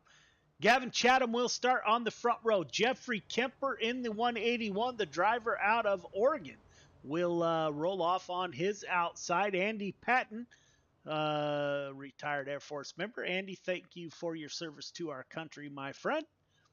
In that 87 machine as the green flag comes out. Chatham with a good start here. He'll stick down low, as does everyone else. Jeffrey Kemper to P2. Will we get nose to tail? I'm used to seeing nose to tail here at Volusia. But the 7 car of Jesse Ingram, he's going to go down low. Clayton, tonight this track has posed better racing than I have seen in the past. Typically, it is a 1-lane track until late race. Everyone gets on the higher side or the middle to low, and they run nose to tail. Tonight, we've had some great racing. Jeff Kemper in the 181, the driver out of Oregon. He's going for P1, trying to get underneath that 24 of Gavin Chatham. Chatham does have 1 limited late model. It was 2 seasons ago, I believe. Now, yes, Jeffrey Kemper takes over the lead. Now the Samuel Bachman in the 007. He's trying to pull up on Gavin Chatham. Jesse Ingram in the 7 car, he's in P4. Andy Patton in the 87 is in P5. Dean Reynolds in the 79 is P6. And Christopher Standridge, brand new to Gears Unlimited Friday Night Lights, gave him my number, actually, this afternoon. Christopher, welcome to the show, my friend. Up front, Jeffrey Kemper on lap 5 of 8, coming off of turn 4. Chatham working that outside. I'm not sure that middle is done yet there, Clayton. No, I don't think so. Andy Patton just had a wash all the way out from the middle there. Just kind of jumped the cushion and washed all the way out to the wall. Yeah, you've been here in real life. It seems like I have run Volusia quite a bit. You get on that high side and you just drift to California. Yeah, for sure. Off of 2, it's almost got a D shape to the track. The whole backstretch doesn't really straighten out, so kind of have to be careful with how much throttle you carry because the car will push. 4-car battle coming to the stripe for the heat race finish. Kemper, Chatham, Bachman, and Ingram put on a heck of a show in heat number 2. You saw it down to the line there. Heat 3 to the grid. Heat 3 to the grid, please.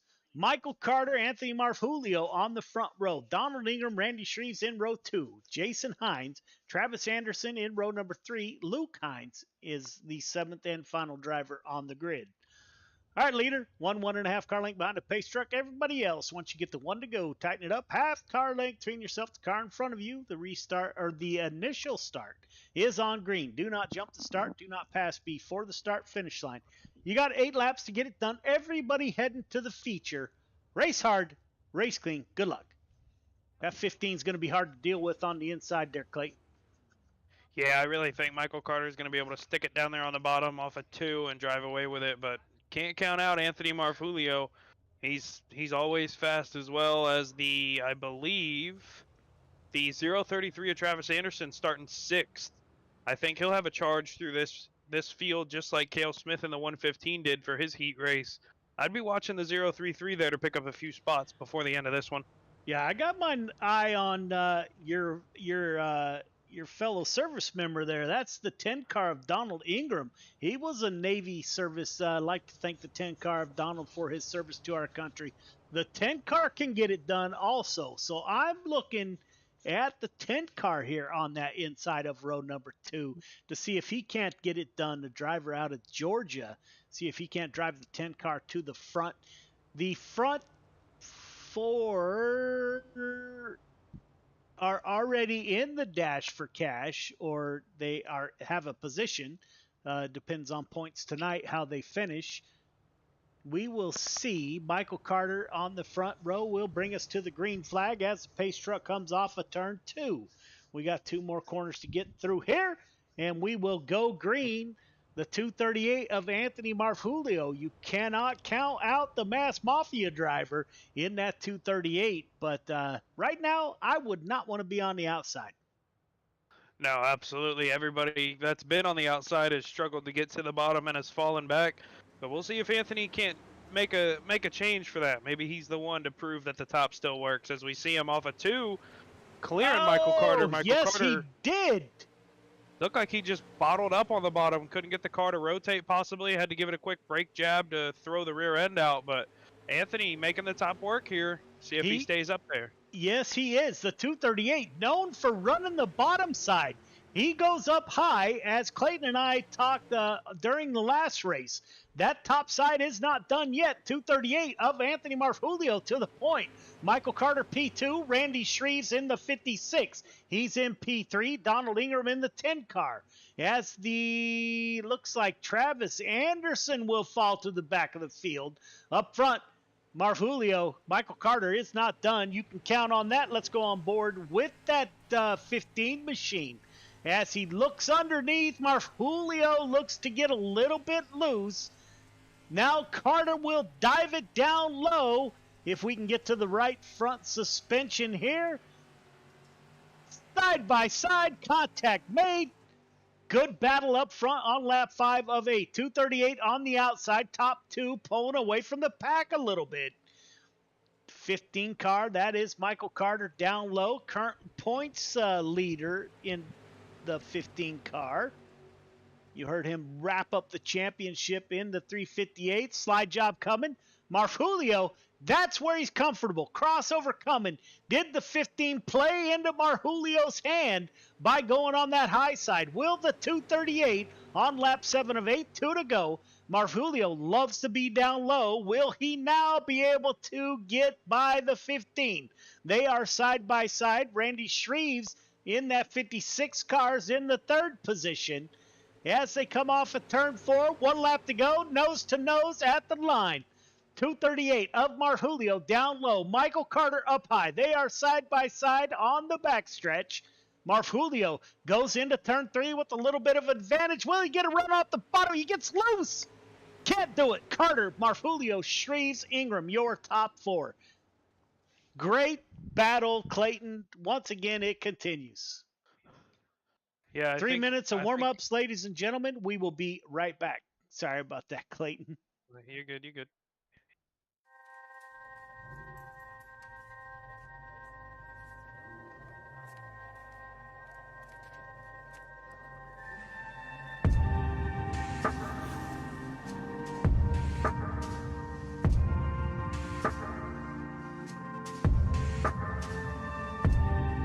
Our biggest thing is getting the word out, awareness of Mission 22, the struggle as it is to fight PTSD and suicide.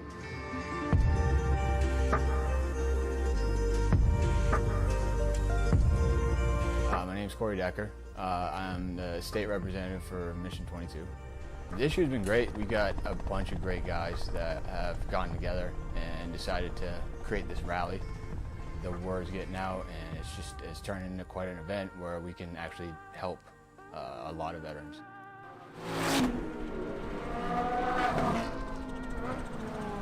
It's a great event, but you really have to go and see it for yourself, and it's really one of those things that's an experience. Just going that weekend, we've seen how it changes people.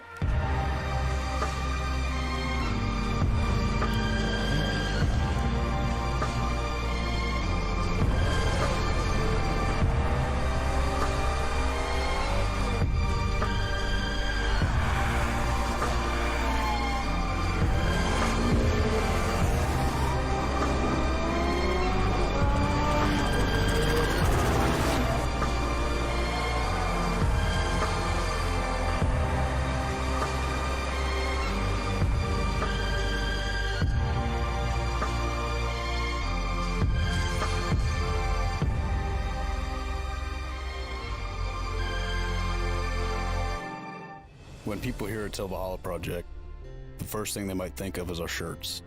But what most people don't know is that our plaques came first and the t-shirts came second. What some people might not know is that the same shirts that we make day in and day out allowed us to do unbelievable things for unbelievable people.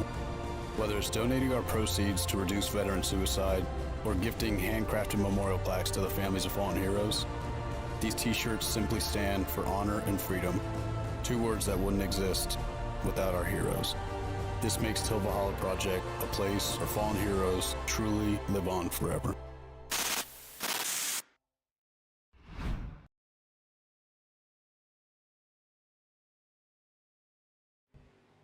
Welcome back, ladies and gentlemen. We're about to go feature racing 25 laps in the limited late models here at Volusia. Clayton, give me your read of the night. Looks like the middle to top is starting to wear away now that these guys have all been on track at the same time for the warm-up. So I think the bottom is going to be a little bit more tricky to run in a late model, but there's a lot more moisture starting to feature here for the late models than there was for the modifieds. So I wouldn't be surprised to see a single file on the bottom starting this race. And that's if we go incident-free. Feature to the grid, please. Joseph Grandy, Jeffrey Kemper on the front row. Michael Carter, Chris Cox in row 2. Gavin Chatham, Anthony Marfulio in row number 3. Cale Smith, Samuel Bachman in 4. Randy Shreve, Caden Berry in row number 5. Jesse Ingram and Donald Ingram, brothers, side by side in row number 6. Michael Vitale, Dean Reynolds in 7. Jason Hines, Randall Dixon in 8. That's Christopher Standridge. I'm sorry about that, Christopher. Travis Anderson in row number 9. James Ingram, Andy Patton in row number 10. Luke Hines, Butch Baker in row number 11. All right, leader, 1.5 car length behind the pace truck. Please tighten it up there a little bit. Everybody else, once you get the one to go, tighten it up. Half car length between yourself and the car in front of you. Got 25 laps to get it done. The initial start is on green. Do not jump the start. Do not pass before the start finish line. Welcome to the final regular season limited late model race of Gears Unlimited Friday Night Lights. Race hard, race clean. Good luck. All right, Clayton, what do you got? I think the 181 of Jeffrey Kemper up front gets it done. I did not expect that call. The 181 of Jeffrey Kemper. 518 of Joseph Grandy gets out to a lead. You threw me off there. I actually stuttered there a little bit. Michael Carter in the 15. He's on the bottom side, 181 to the outside. Chris Cox with a kind of a slider line there as Joseph Grandy is holding off the field. Jeffrey Kemper back to P3 as the 15 car is getting that bottom side to work. They go side by side. Chris Cox in P4 in the 515. He is your reigning Friday Night Lights champion in the limited late models. 24 of Gavin Chatham. He's in P5. Anthony Marfulio in that 238 in not a natural position for that 238 as he likes to be on the bottom side. Cale Smith, your reigning champion in the limited late models. He is up to P6. Randy Shreves in the 56 cars back there as the 12 car of Caden Berry, the youngster out of New Hampshire, running side by side with his Mass Mafia teammate they make contact of Marjulio. So Samuel Bachman, Jesse Ingram, Anthony Marjulio, Caden Berry currently 11th, Donald Ingram in the 10 car. He is in P12. Dean Reynolds in the 79. Caution comes out. Let's take a look at what happened. It looks like Gavin Chatham may have been involved.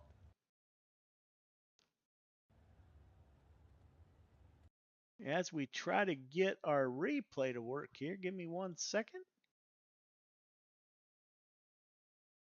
Let's see here.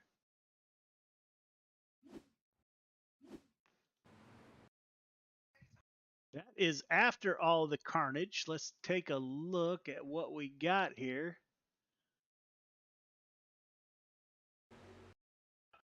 1-5. That's the 15 of Michael Carter going all the way to the back of the line here. 1-5 pulling up on the 515.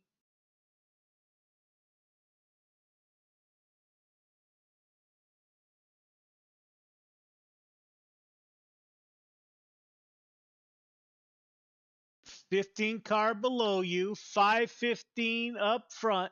Those two make contact. Those are two of the top limited late model drivers.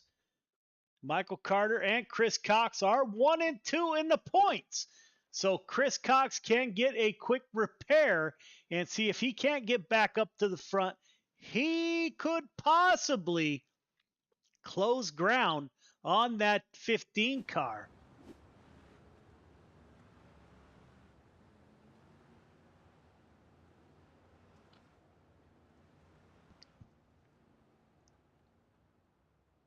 The 515 or 518 of Joseph Grandy at the front of the field with Oregon driver Jeffrey Kemper to his outside. Cale Smith, your reigning champion in the 115. He's up to P3 on the inside of row number 2. Gavin Chatham to his outside. As we extend the caution one more lap, Randy Shreves in the 56 and Samuel Bachman in the 007 car. They are in row number 3. Anthony Marfulio is side by side with Jesse Ingram. Caden Berry is back there with Marfulio. As we get ready to go green, the 518 of Joseph Grandy will lead the field to green. 518 of Grandy, 118 of Jeffrey Kemper to his outside. Pace truck should exit this time by. We will go back to green on lap 5 of 25.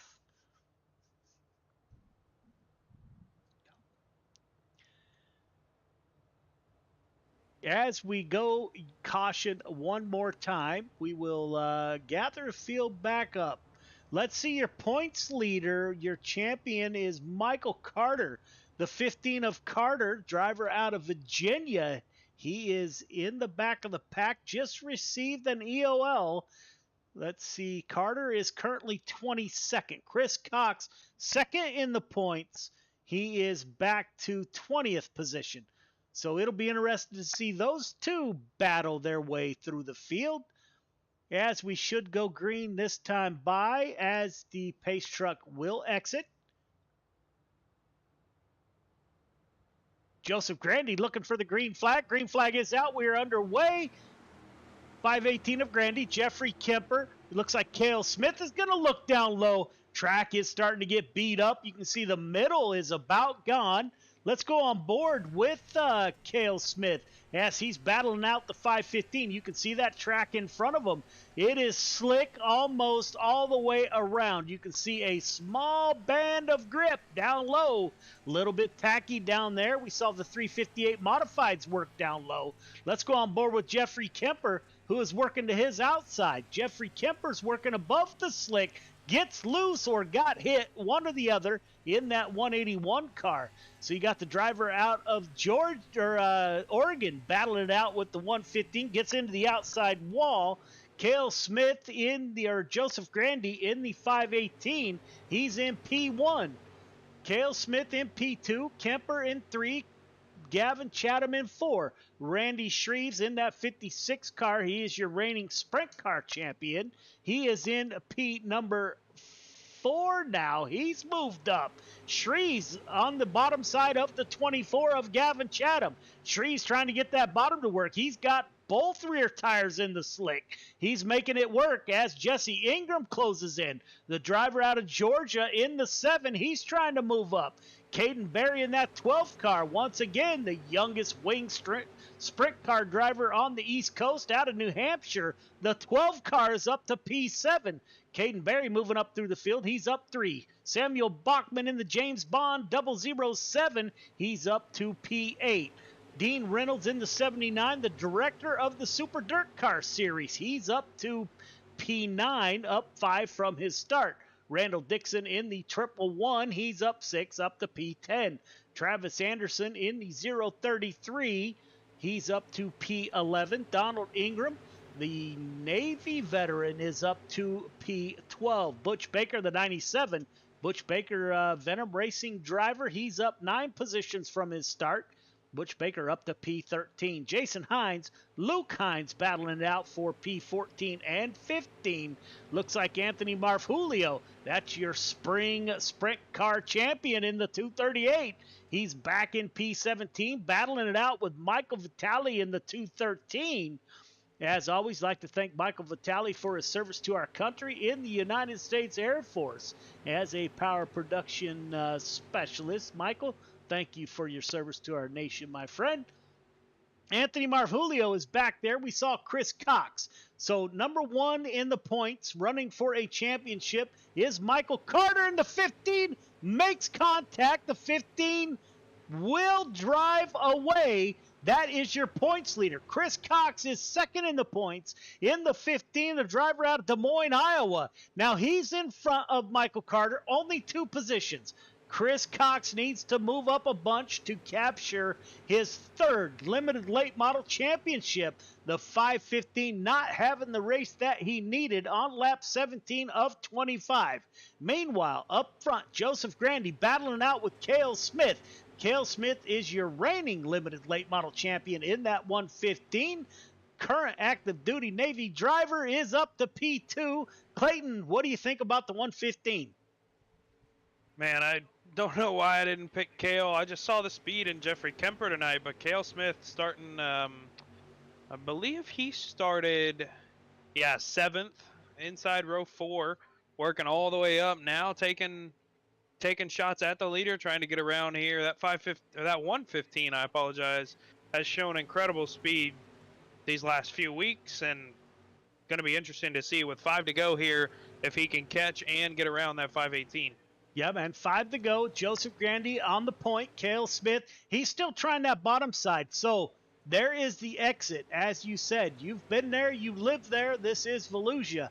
It still looks like there's some tack at the exit of 4 that these guys are missing. Absolutely. There's a ton of bite down there. You just have to be able to find it, control a smooth throttle, and once you get on it, you can hold it wide open and get incredible launch off the corner. Cale's starting to hint at getting down there, but he hasn't been able to hit it just yet. Closing in on the back of 518, though. Yeah, man, the top 2 pulling away from Jeffrey Kemper in the 181. We will stay on board. If he would stay off the throttle, I'm pumping my feet as I'm talking right now. If he would stay off that throttle maybe a half second longer, he would get in that tack at the exit of turn 4. Yeah, and he moves up this time. As got the a caution big pile comes up on the back stretch. out. Let's take a look. Butch Baker involved. Replays tonight brought to you by the Dirt Track Bank. Let's see. I heard Butch Baker involved. That is the 97, the Venom Racing driver running behind a 213 of Michael Vitale. Butch Baker getting in. He's running right through that slick. Looks like there may be a little tack there, but he gets in a little faster. Oh, the 66 gets loose. That's Hines. And the 17, as you heard net code, there will be no EOL. So they will go to the back of the field just because of repairs.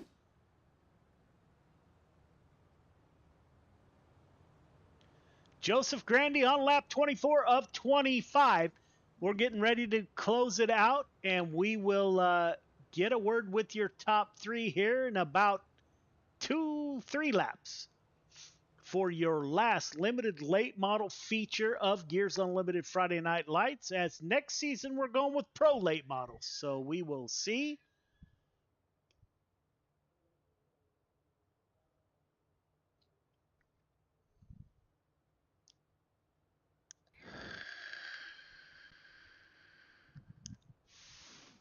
All right, Clayton, we got 3 to go. What do you think? I still want to see Jeffrey Kemper make a move here and possibly get it, but I really think that 115 of Cale Smith, yellow came out. He's got a chance to catch his breath. Think about what he's going to do. I think Cale Smith will be able to make something happen here. Caden Berry up to P5 in that 12 car. So I got my eye on that 12 car. And you weren't with us last year. Jeffrey Kemper won a race. It was a sprint car race. He's from Oregon, so it's freezing cold up there. He took a late night slip and slide dive when he won that race. So let's see if we can't get a repeat slip and slide dive up in Oregon tonight. Joseph Grandy with the restart. Good restart. Cale Smith falls in line. Both drivers stay on the outside. Kemper, he's going to work high to low into 181. You might have been on the money. Can he get it done? Lap 24 of 25. Kemper down low as Cale Smith covers the low line. 1 to go. White flag is out. Joseph Grandy, Cale Smith, Jeffrey Kemper, your current podium finishers. Kemper's getting a good run on that bottom side. Let's see if he can't get it done, or will the 15 slam the door? The door is closed on the bottom side. It will be Grandy, Cale Smith, Jeffrey Kemper with your podium finishes. Top 3 start finish line, please. Top 3 start finish line. Great race, Clayton. I thought maybe you had something there with that 181 machine as he started working a high-low line. I thought he might be able to get underneath Cale Smith, which doesn't happen very often.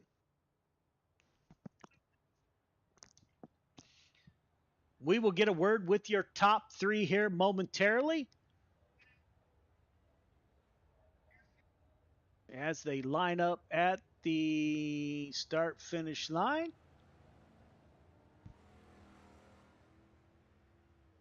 Cale, can you back up a little bit?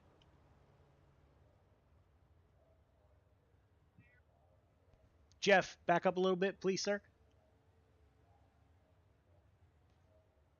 That'll work, fellas. Don't forget to go up for your interviews. We will get a word with your top 3 here momentarily.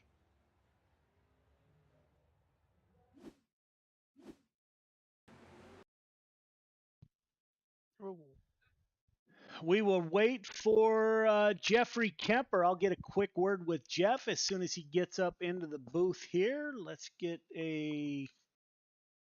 There's Jeff Kemper. Jeff, this is Joe. You got me? Jeff Kemper. This is Joe. You got me? Yeah, I got you, Joe. There you are, man. Hey, I know it's freezing cold in California right now. I imagine it's the same up there in Oregon. Man, I was hoping that the 181 would bring home the victory and we would get a freezing cold slip and slide dash, man. Great night for you. You moved up. You fell back one. You stayed towards the front. Walk us through your night. Oh, yeah. Weather up here, actually, we got snow yesterday, but today has just been hovering around 34. So, yeah, that'd be a cold slip and slide run. But, I qualified good. Felt pretty good during the race. Wasn't pushing too much because I know I need some points to be able to get in for the dash for cash and no chance of actually winning the championship. So, just kind of found a line I was comfortable with, started running it, then the inside started to open up and found some grip down there and just kind of hugged that inside wall the rest of the time. Man, if I was a gambling man, I would say your chances for next week's $500 dash for cash are pretty secure. But Man, great run by that 181, my friend. Who do you want to thank for your podium finish?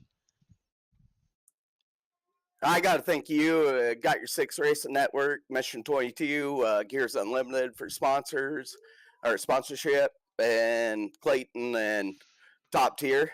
They do a great job and love having them on. Yeah, man. So we're going to see you in the sprint cars? Absolutely. I will be there. Every point counts, my friend, but I'm looking at the points right now. Yeah, you're good. Well, I still hope to secure it with a win, but we'll see what happens. Man, can't wait to see it. Good luck. Thank you. Kale Smith, it's Clayton in the booth. You got me, bud? Yeah, Clayton, I got you. Hey, man, seeing you do a little bit of a late race charge there, watch you go from 7th all the way up to 2nd. That last caution comes out, you get a chance to kind of catch your breath, think about what you're going to do here. You know, what was running through your mind there? What was it going to take to get around Joseph Grandy there for the win? Thinking it was the exact opposite. I was sitting there and trying to see what I could do to set him up. Man, Grandy was running a good line. He was really quick, keeping his momentum out of the corner. So I was trying to see what I could do. I knew I didn't have any pressure behind me, so really didn't want to see that caution because I wanted to keep those laps moving. I was thinking I was starting to get some momentum where I could, try to throw a slider and get out in front of him. But yeah, that caution came out and felt like I just ran out of time. Yeah, man, absolutely. Another stellar run there for the 115. Who do you got to think on that car? Yeah, I just want to thank my team, CTM Motorsports, Michael Carter, Travis Anderson, Sim Coaches, Redline Race Designs. Got to thank you guys, everybody at Got Your Six Racing Network, and everybody that's made this season awesome. Man, it's been a good group of guys, and it's been fun racing. Absolutely, we love to see it on track. Are we going to see you in the sprint cars later?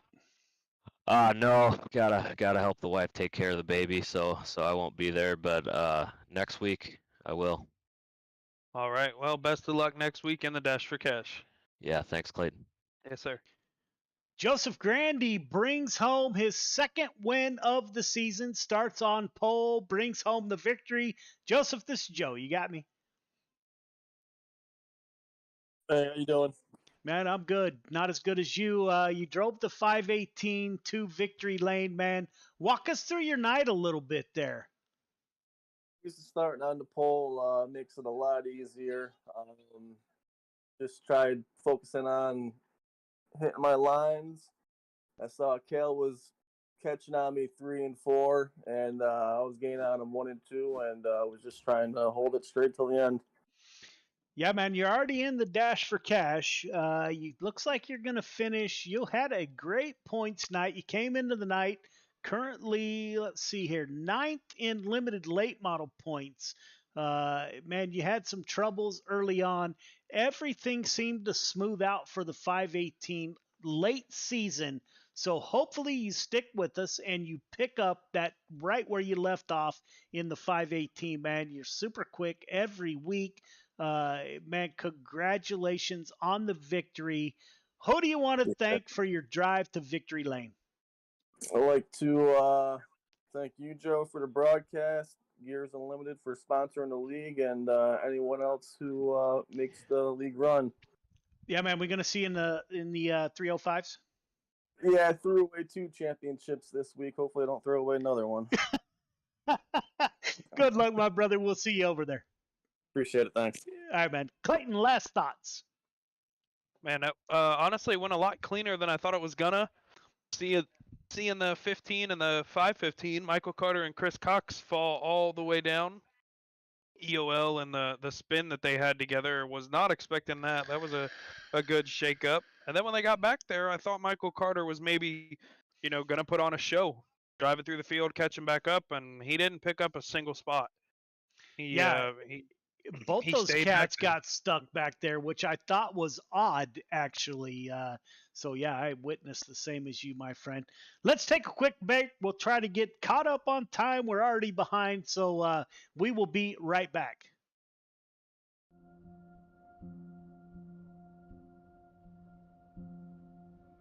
Soldiers, sailors, airmen and women enlist in the armed forces for many reasons, including a sense of duty, patriotism, the adventure, travel, and adrenaline.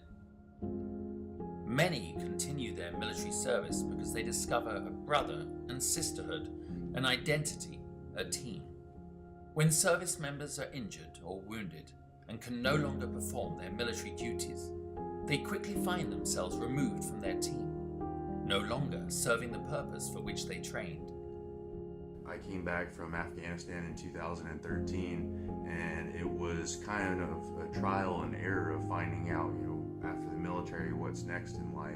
Being forced to leave a military career filled with purpose and pride can be challenging. Some challenges may leave lasting scars. An illness, wound, or injury can make anyone question their worth and sense of belonging after military service. 35 years in the Army, and I needed something to transition into. And so from that transition came an idea, and the idea was this. Even though a military career may be coming to an end, or already ended, recovery can occur in the most unexpected places with unforeseen opportunities. Recovery, whether physical or mental, has no defined beginning or ending. It may last a lifetime. For me, one of the biggest surprises that I found out going through it was that it's not like the flu where, you get sick and then you get better. You're never cured. And that's so frustrating. It's so hard to tell someone that. And it's so easy to slip back. And every single time you have to find a new way to fight it, it's a different monster every time you battle it. This can feel daunting to a warrior who is suddenly forced to leave everything they know, trust, and love, finding themselves at the beginning of an unknown and possibly frightening new journey. Welcome to the world of motorsports. We're in the right place at the right time in our lives to be able to take these guys that are wounded and put them in front of people that can actually show them that there is a camaraderie, there's a brotherhood within the motorsports industry, that there is potential for career opportunities for them if they have the skill set. Motorsports offers an opportunity to regain that sense of identity within a safe, fast-paced team environment, providing a renewed sense of purpose. It has many facets, all created by teams working together for success on the track. Like in the military, in motorsports the goal is in accomplishing the mission, winning as a team, collectively celebrating the successes and supporting teammates through the losses. Through motorsport opportunities, Operation Motorsport assists medically transitioning service members and veterans with discovering new ways of achieving a renewed sense of hope, purpose, and pride. Besides the basic brake changing, oil changing, tire rotation, I've actually learned how to assemble and disassemble some engine parts, change some axles, do some alignments and stuff. So give it a try. You never know. This was nothing that I expected. I did not expect to be fully suited, jumping over a wall while cars are going 100 and something miles an hour. From motors to media, tires to tickets, and hot laps to hospitality. Operation Motorsport provides beneficiaries the chance to become immersed within professional motorsports and provides them with the opportunity to find out firsthand what captivates their imagination and interest.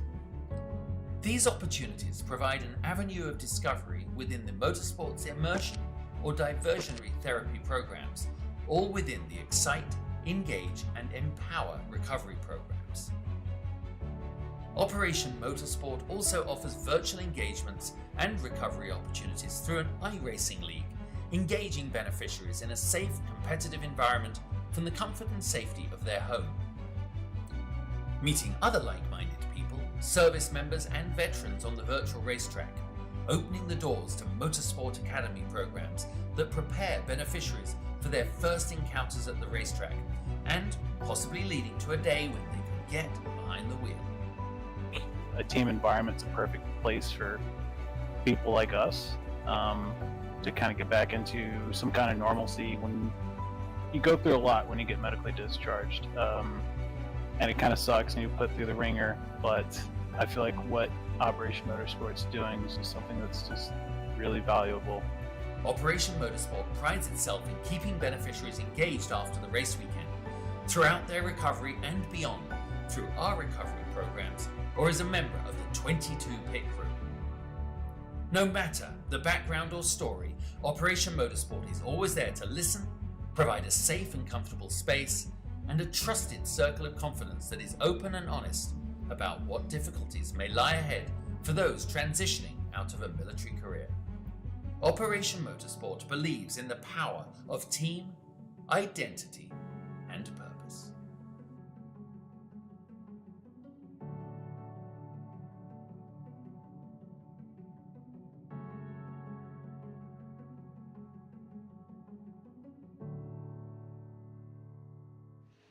Welcome back, ladies and gentlemen. It is time for your nightcap, the 305 Sprint Cars. 12 weeks, 35 races. This will be the 36. It all comes down to this. Clayton, welcome to the final race of the regular season. This is by far the largest field of sprint cars we've had yet this season. The Gears Unlimited Friday Night Lights 305 Sprint Cars, brought to you by Raven Graphics. Clayton, I'm ready to get the show underway. Yeah, absolutely. We got a big field here tonight. I think it's that spot, you know, those dash for cash spots. Everybody wants one. These guys are going to race hard, put on a really good show trying to get one for themselves. Yeah, man, let's get the cars off the track. All drivers clear the track. All drivers clear the track, please.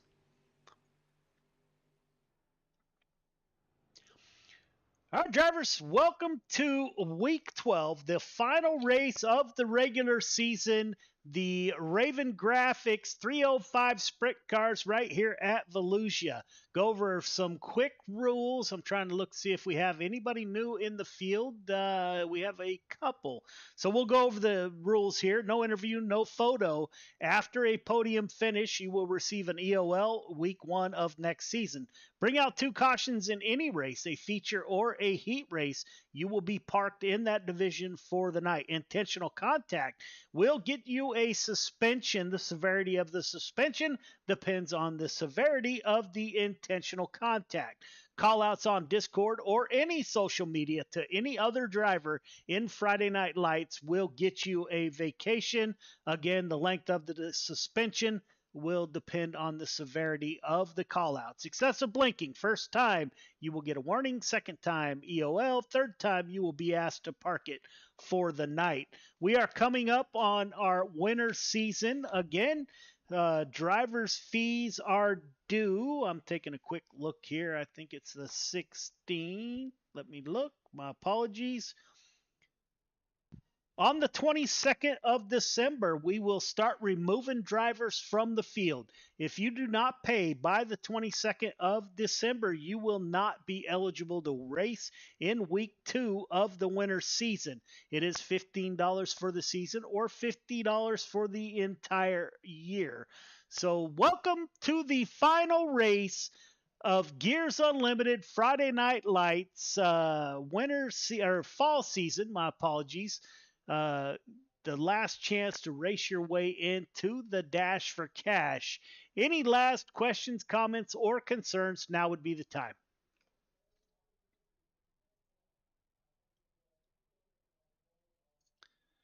None heard. We will advance to qualifying. Again, I wish you all the best of luck.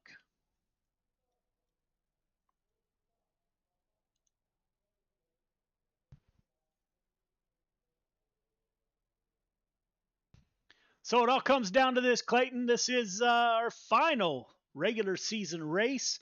Currently at the top of the board is Joseph Grandy. We saw Grandy take over the points lead last week from Randy Shreves. Those two are going to battle it out. Grandy has 657 to 644 for Randy Shreves. Chris Cox in P3. He's at a 607. Jason Hines 577, and Anthony Marfulio is 535. Out on track is the 66 of Jason Hines. Here we go. We're getting qualifying underway.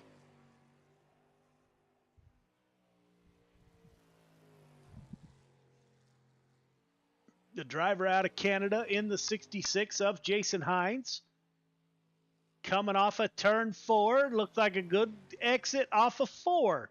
Where will the 66? 15 even for Jason Hines, and currently at the top of the board. Andy Patton with a 15.013. That's the 87 Air Force ride. Kurt Schatzer in the 18 car. He'll move up to P2. Joseph Grandy to the top of the board, moving Hines down 14.950. Doyle Lawrence in the 3. That is the owner-operator of Raven Graphics. In the Dirt Track Bank number 3, he is 5th quick. Donald Ingram in the 10 car. He's 13th quick currently. Now drops down to 14th. Christopher Standrich finishes out 11th quick. Gavin Chatham out on the course, the 24. Somewhat of a sprint car specialist, 17th quick for the 24. The 007 of Samuel Bachman, he's up to 16th quick, 15.181. Randy Shreves, he's in that points battle. He's up to 3rd quick. So Kurt Schatzer is one position between Randy Shreves and Joseph Grandy. Those two are 1-2 in the points. The 87 car of Andy Patton is out on track in the A&J Customs Creations 87, currently 6th quick. Anthony Marfulio, he jumps up in the 238 to 7th quick. Gavin Chatham still on track. 20 cars in the field tonight. They have a few positions left, 9 positions for the Dash for Cash. If somebody is able to win this feature that hasn't won a feature before, they will get an automatic invite to the $500 Dirt Track Bank Dash for Cash coming up next week at Lucas Oil. What are you looking for in the 305s, Clayton? Man, I think it's these 305s are so momentum based. It's going to be who gets to the top, even when the top slicks off, and still finds speed. I don't think there will be much speed in the sprint car down on the bottom, but I've made multiple guesses tonight and been proven wrong. So this caliber of talent that's all throughout this field, there's no telling what's to come. Yeah, man. Heat 1 to the grid. Heat 1 to the grid, please. Joseph Grandy, Randy Shreves on the front row of heat number 1. Jason Hines, Anthony Marfulio in row number 2. Dean Reynolds, Chris Cox in 3. Christopher Standrich, I'll get that down. Donald Ingram in row number 4. Samuel Bachman, Gavin Chatham round out your field of 10 drivers. All right, drivers, welcome to heat number 1. Leader, 1.5 car length behind the pace truck. Please, everybody else, tighten it up. Half car length between yourself, the car in front of you. Once you get the 1 to go, the initial start is on green. Do not jump the start. Do not pass before the start finish line. Got 8 laps to get it done. Everybody heading to the feature. Race hard, race clean. Good luck. So Joseph Grandy and Randy Shreves on cue. They are on the front row of heat number 1. That is number 1 and 2 in the points. So this race right here means something, Clayton. Absolutely. Coming to the green here out of 4. I can't pick against Randy Shreves every time. Every time I don't pick him, he proves me wrong. I got to go with the 56 overall for tonight. So you got Randy Shreves up front. That 238 of Marfulio. That's the mass mafia driver. He gets in the back of Grandy. I don't know what happened to Grandy there. It looked like that 518 car just checked up on the bottom line. But Jason Hines, holy smoke, somebody went flying by. Let's take a look at that. That was caught.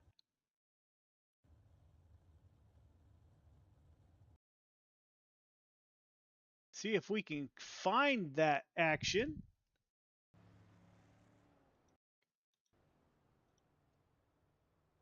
Not sure who that was, actually. Christopher Standrich, maybe. Let's take a look.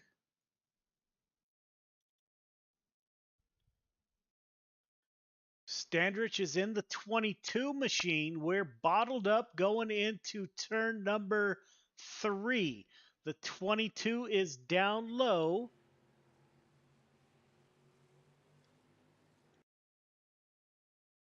The 22 makes contact with the 515. That is the car that went flying by. Let's take a look from the driver's seat.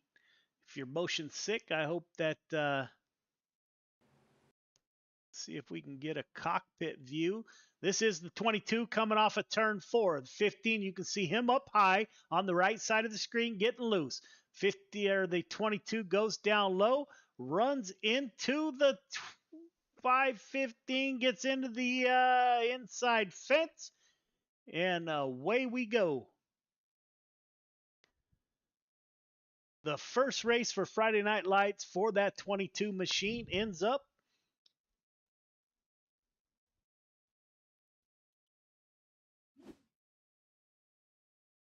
Yeah, on pit road, it's a tough start for the 22's career here with Friday Night Lights, but I think he'll be able to sit through his tow time, take some fast repairs. With everybody making the feature, it's not over for him tonight. He'll at least be able to turn some more laps and get familiar with these guys and see what he's got later on tonight. Randy Shreves in the 56 trying to recapture that points lead that he lost last week. Had a horrible week. Ended up running with no wings at all on that car. He moves in front of the 518 as the green flag comes back out. It will be Shreves on the lead, battling for that pole position in the feature. Joseph Grandy in P2. Jason Hines in the 66. We talked about him last week, Clayton. That 66 has gotten better and better every week as he's in P number 3. Anthony Marvulio, that's your springtime 305 sprint car champion. He is in P4. Up front, Randy Shreves now getting a little pressure from Grandy. Grandy said he didn't want to give away a championship. He's trying to battle for that pole in the feature as both those cars run that bottom line. Healthy competition for Gears Unlimited Friday Night Lights as your points leader battled it out in heat number 1 for the pole in the feature. Yeah, Joseph Grandy really putting the pressure on 56 of Randy Shreves here. Like you said, securing or being in the points lead, doesn't want to lose it. And Randy Shreves is thinking the opposite here tonight. This is his championship in his eyes, and he's going to do everything he can to make sure he comes out on top. Yeah, man, the 56 is your reigning sprint car champion, Joseph Grandy. Oh, he moves up about a car length. 1 to go. They're side by side at the line. This is going to be a battle. They're coming out of turn 2. Grandy getting a great run on the high side. The 518 will battle 2 more corners. Shreves down low, Grandy up high. It will be Grandy, Shreves, Hines, Marjulio, your top 4. What a great heat race to begin the night. Absolutely, and it's only going to get better as we get into the feature with those two starting what I would believe is first and third when we get to the feature. These guys are going to be nose to tail coming to the green for that show, and it's going to be a good one, that's for sure. Leader, 1.5 car length behind the pace truck, please. Everybody else, once you get the 1 to go, tighten it up. Half car length between yourself, the car in front of you. The initial start is on green. Do not jump the start. Do not pass before the start finish line. Race hard, race clean. Good luck. So 2 drivers I know all too well, Kurt Schatzer, Brian Dickens on the front row. They are my Dirt Track Bank team members. And the 3 car of Doyle Lawrence. So 3 team members in the same heat race. That is the Kurt Schatzers, Brian Dickens, and Doyle Lawrence. Andy Patton in the 87. He will roll off on the inside of row number 2. So the 518 or the 18 will battle it out with the 122. Pace truck has made its exit. 8 laps. For starting position in the feature. Green flag is out. Dickens gets a great jump on the outside in that 122. Doyle Lawrence in the 3 car goes right with the 122 on the high side. Kurt Schatzer falling back to P3. Andy Patton, he's going to go down low. He's looking underneath thought about going underneath the 18. Could not quite get there. Michael Vitale in that 213. He is in P number 5. Up front, Brian Dickens. Kurt Schatzer now, he's going to go up. You got 3 teammates at the front of the field. These 3 cats running for the Dirt Track Bank up front. Brian Dickens with the lead. Doyle Lawrence in P2. Kurt Schatzer in the 18 car. They make a little bit of contact. Look like a little bit of neck code. Andy Patton is the first car on the outside looking in as these three cars battle it out. Michael Vitale in the 213. He is in P5. Luke Hines, he's in the 17 car. He is in P number 7 now as Kemper gets by. Up front, Brian Dickens getting it done.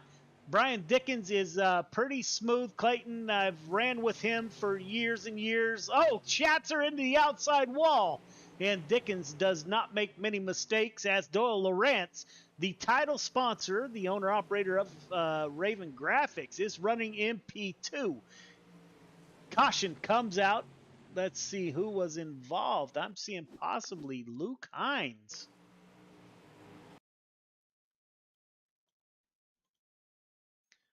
You got the 7 car below the 17. The 7 gets in a little bit loose there in turn number 3. That carries through. Yeah, he just straightened out mid-corner and came up into that 17 there of Luke Hines, causing the 7 to turn him and receive an EOL here. Looks like the 7's coming down pit road. Yeah, man, that can be tough in sprint cars with that big wing. It's kind of hard to judge when that bite in the corner is going to come. Sometimes these cars just jump straight when it's unexpected. Absolutely, and as the feature goes on, as you're in the car, you know, you can make the in-car adjustment and move that top wing forward and backwards for, you know, a more aggressive angle or a less aggressive angle as the track slicks off. So these guys got some stuff they can play with while they're in the car to make their car faster during a run. Man, I don't know what happened, but the 3 car just exited. He just blinked off screen and he's gone. Andy Patton up to P2, Kurt Schatzer in P3.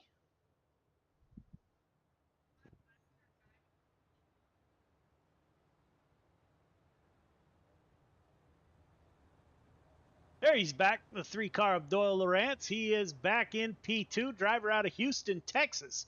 He is behind Brian Dickens on lap 6 of 8.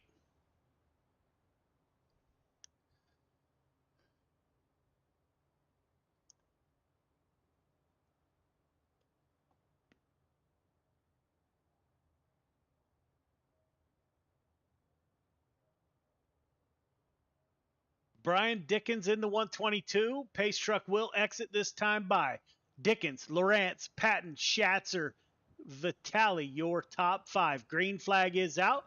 We are back underway. Andy Patton, he dives down low. He looks underneath that 3 car, the 87, the Air Force veteran Andy Patton. He's got Michael Vitale. We got 2 Air Force veterans battling.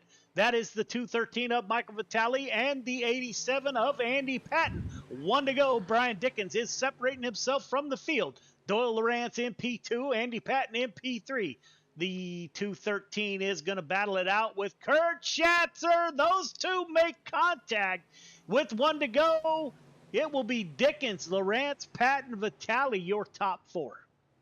How about the save from Michael Vitale as the 18 of Kurt Schatzer gets into him, going into 3, coming to the checkered, and Michael was turned dead sideways and was able to save that car and maintain position, bring it home P4. Yeah, just so you know, Clayton, you may be on your own. My headset just said battery low. I'm not real sure. I've never heard that before. 3 minutes of warm-up. So we'll be right back, my brother. I'll leave you with that thought.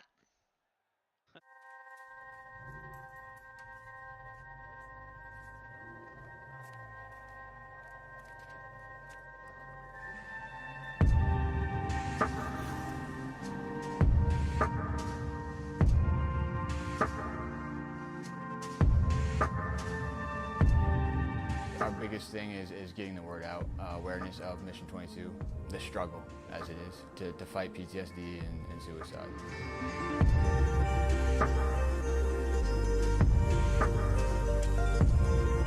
My name's Corey Decker. I'm the state representative for Mission 22.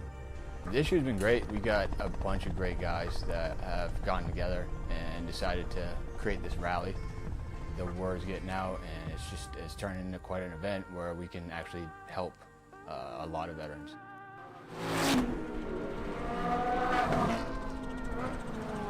It's a great event, but you really have to go and see it for yourself, and it's really one of those things that's an experience. Just going that weekend, we've seen how it changes people.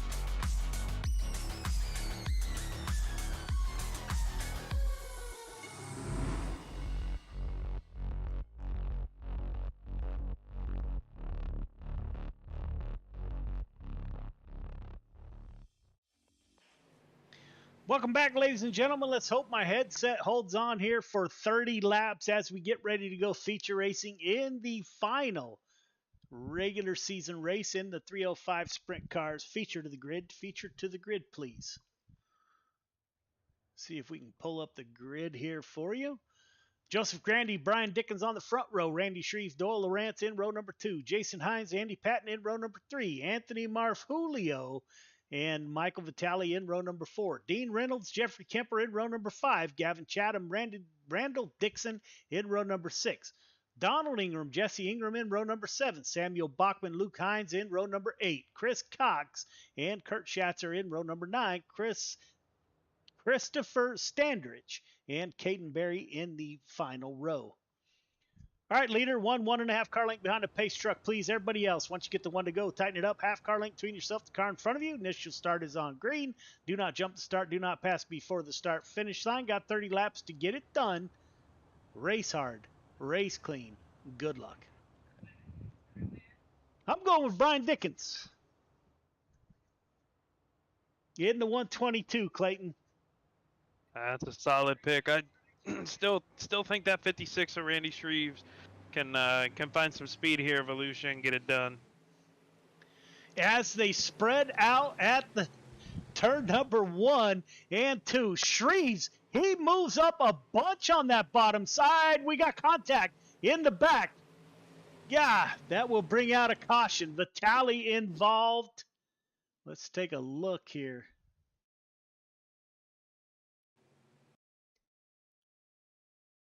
They were just a wad of cars. As you can see, your top group. Vitale. There's Vitale. The 238 goes down low. Vitale gets a little bit loose there. Slides up into the 66. Collects the 79 of Dean Reynolds. The 10 of Ingram.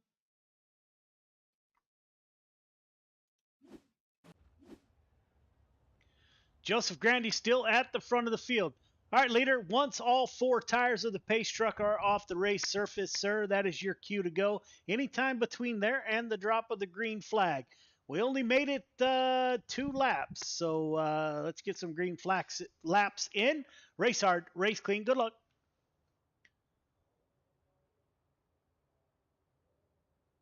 So that did not make that was not a very good start, Clayton.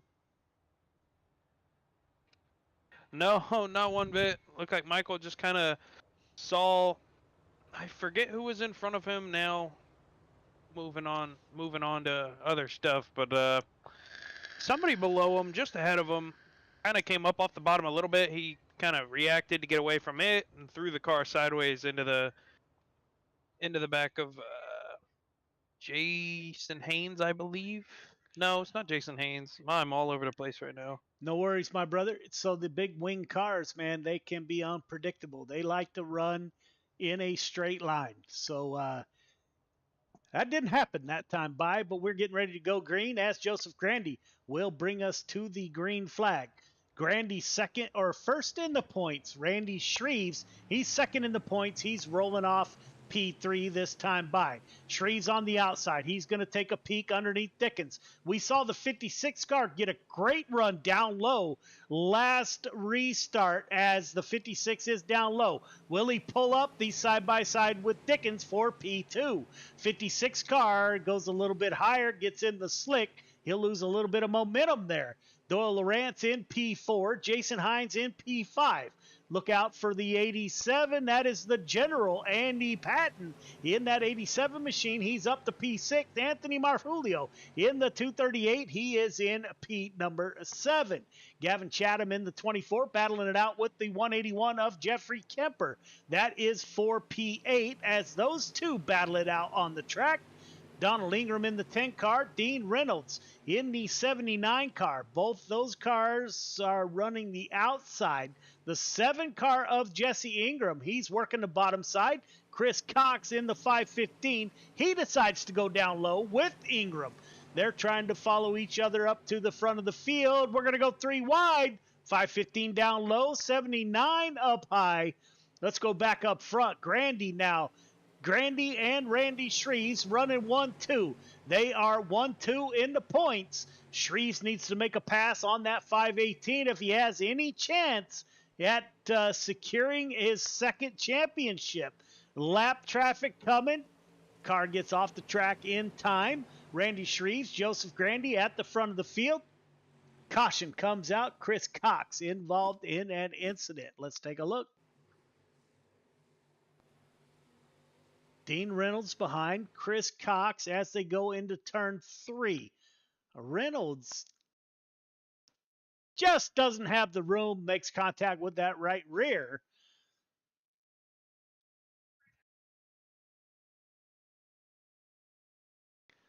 Dean Reynolds will receive the EOL.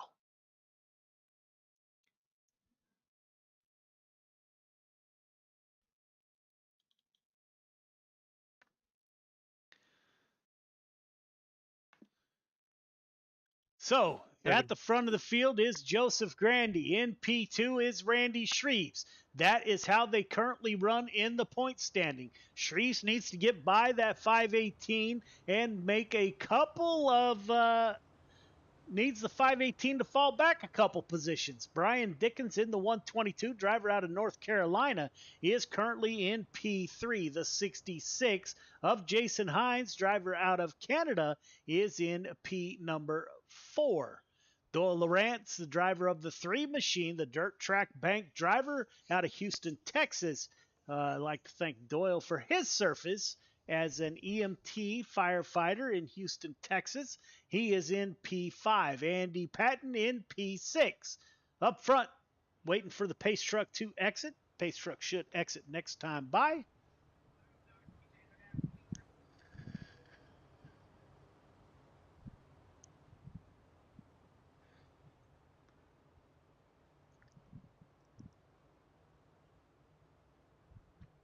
Joseph Grandy, Randy Shreves battling it out for a championship. Grandy took over the lead last week as Shreves had a horrible week. Now the two are running nose to tail. 657 in points for Grandy, 644 for Shreves. So the two are super close. Shreves needs to finish a couple of positions in front of that 518. Can he even get by him? as the green flag comes out. Grandy with a great restart pulls a little bit of gap between himself and the 56. Once again, that is Andy Patton in the 87. He's the first car to go down low. 238 of Marf Julio to the high side. The 87 down low, finds some grip, pulls up almost even with the 3 of Doyle Lawrence for P number 4.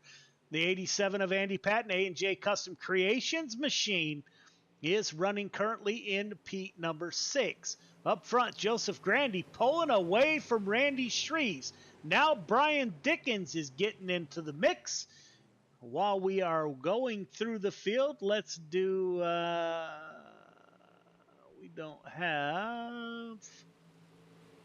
we won't do a turn it up as Joseph Grandy is at the front of the field. Randy Shreves running low to high in the corners. Brian Dickens in P3. Jason Hines in the 66. He's coming up to battle with Brian Dickens. Again, Doyle Lawrence in P5. Andy Patton in P6.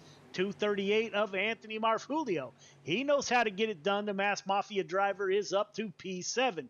Gavin Chatham in the 24 is in P8. Donald Ingram in the 10 car is in P9. Caution comes back out. Looks like Luke Hines involved in an incident. Let's take a quick look. As soon as my board stops shuffling here.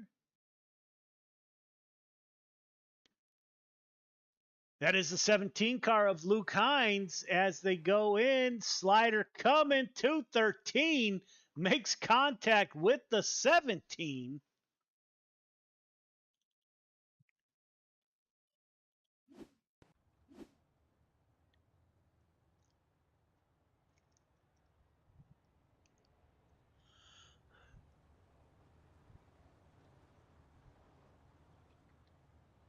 Joseph Grandy still at the front of the field as the field waits for the pace truck to come by.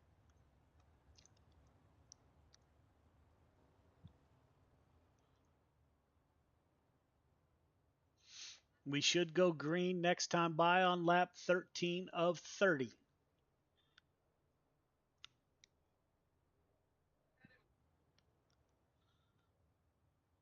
Grandy, Shreves, Dickens, your top 3.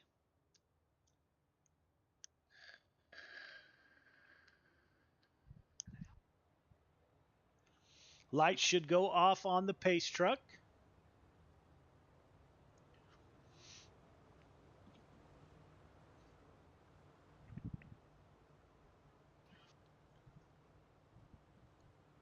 Grandy, Shreves, Dickens, Haynes, and Lawrence, your top 5.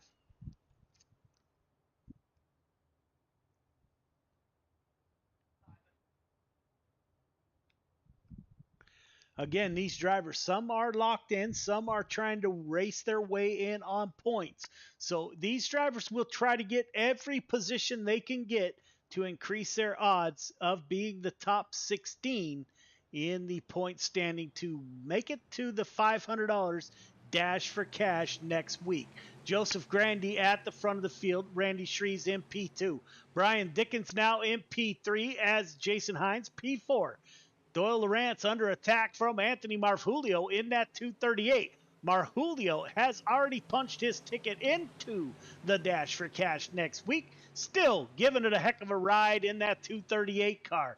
Andy Patton in the 87, Gavin Chatham to his outside, 10 car of Ingram, and 181 of Kemper. Kurt Schatzer in the 18 machine. He's up 7 positions from his start.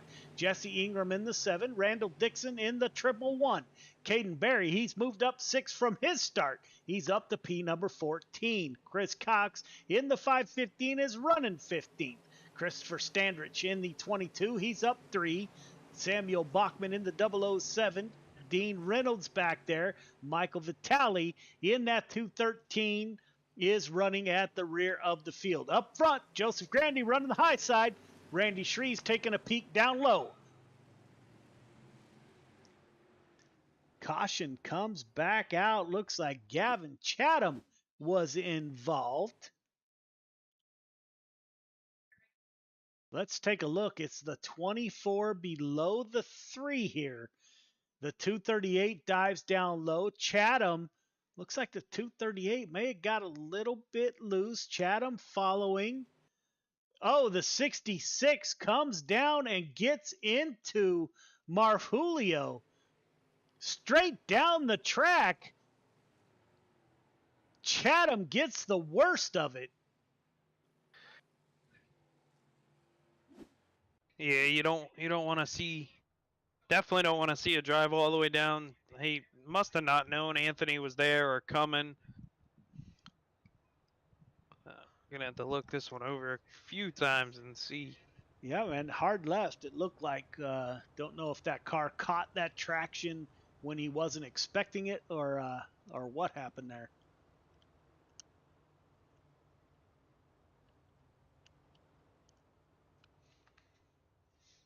And the 66 will get the EOL for that incident as we get ready to go green, lap 18 of 30. So we've made it halfway, Clayton. The night out there on the East Coast, I know it's late. It is 6:41 in the evening out here in California. Can't wait to share that time zone with you here, hopefully in the near future. Yeah, absolutely. It's cold here, that's for sure. It's in the 30s outside right now. So it was a high in California of 46 today. So up here in Northern California. So 29, I think, was the low this morning. So it does get cold up here.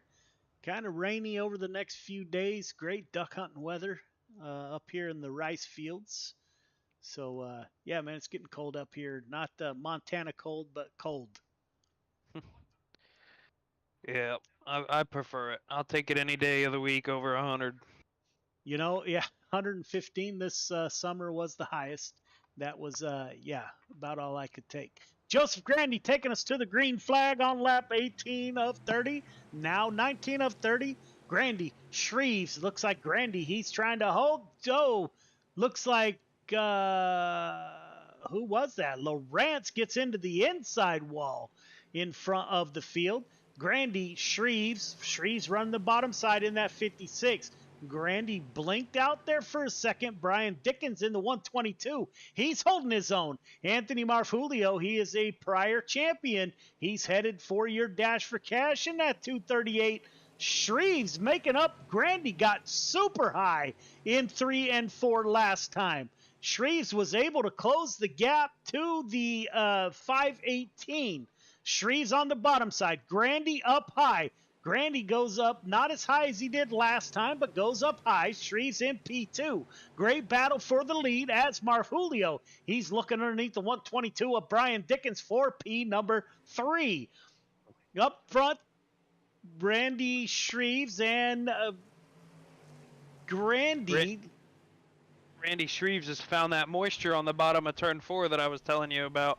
Caution's going to come out here, but Randy Shreves, he may have found something here with about 6-7 to go. This is the caution. It looks like Dixon may have been involved. That is the 111. Caden Berry in the 12 car. That's the green car. Slides up. No contact made. The 515 of Chris Cox is back there. Doyle Lawrence is back there. Yeah, three is saying over the radio it's his fault, but nobody bounced off of him. Looks like it's going to be on the 12 of Caden Berry Looks here. like the 12 got, yeah, into that 111 car there.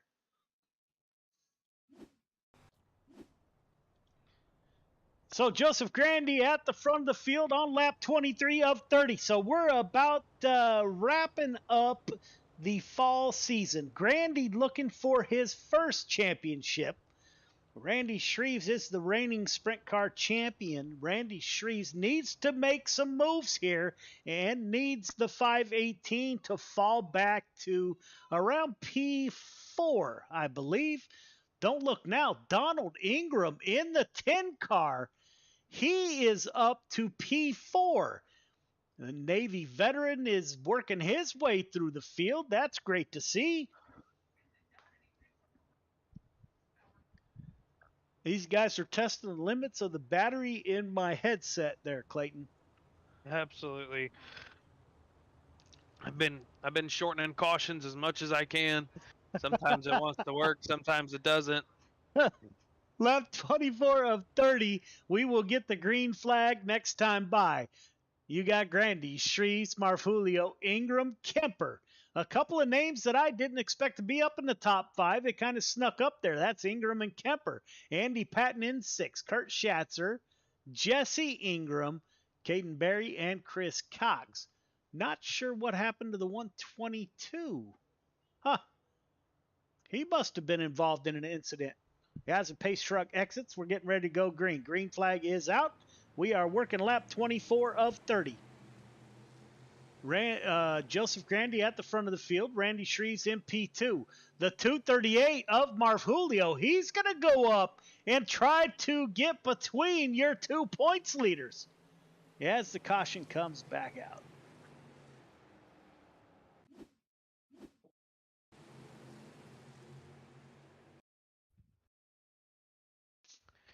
Yeah, it looks like the 12 of Caden Berry. Just I've never seen a sprint car do that. Get up on the high side there, and it didn't look like that's kind of neck code. It was scraping the wall before it was even near the wall.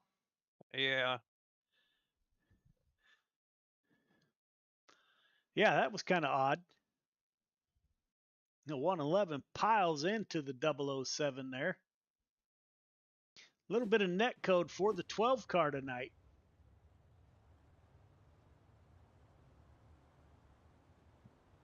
So we got 6 laps. Let's get this done this time.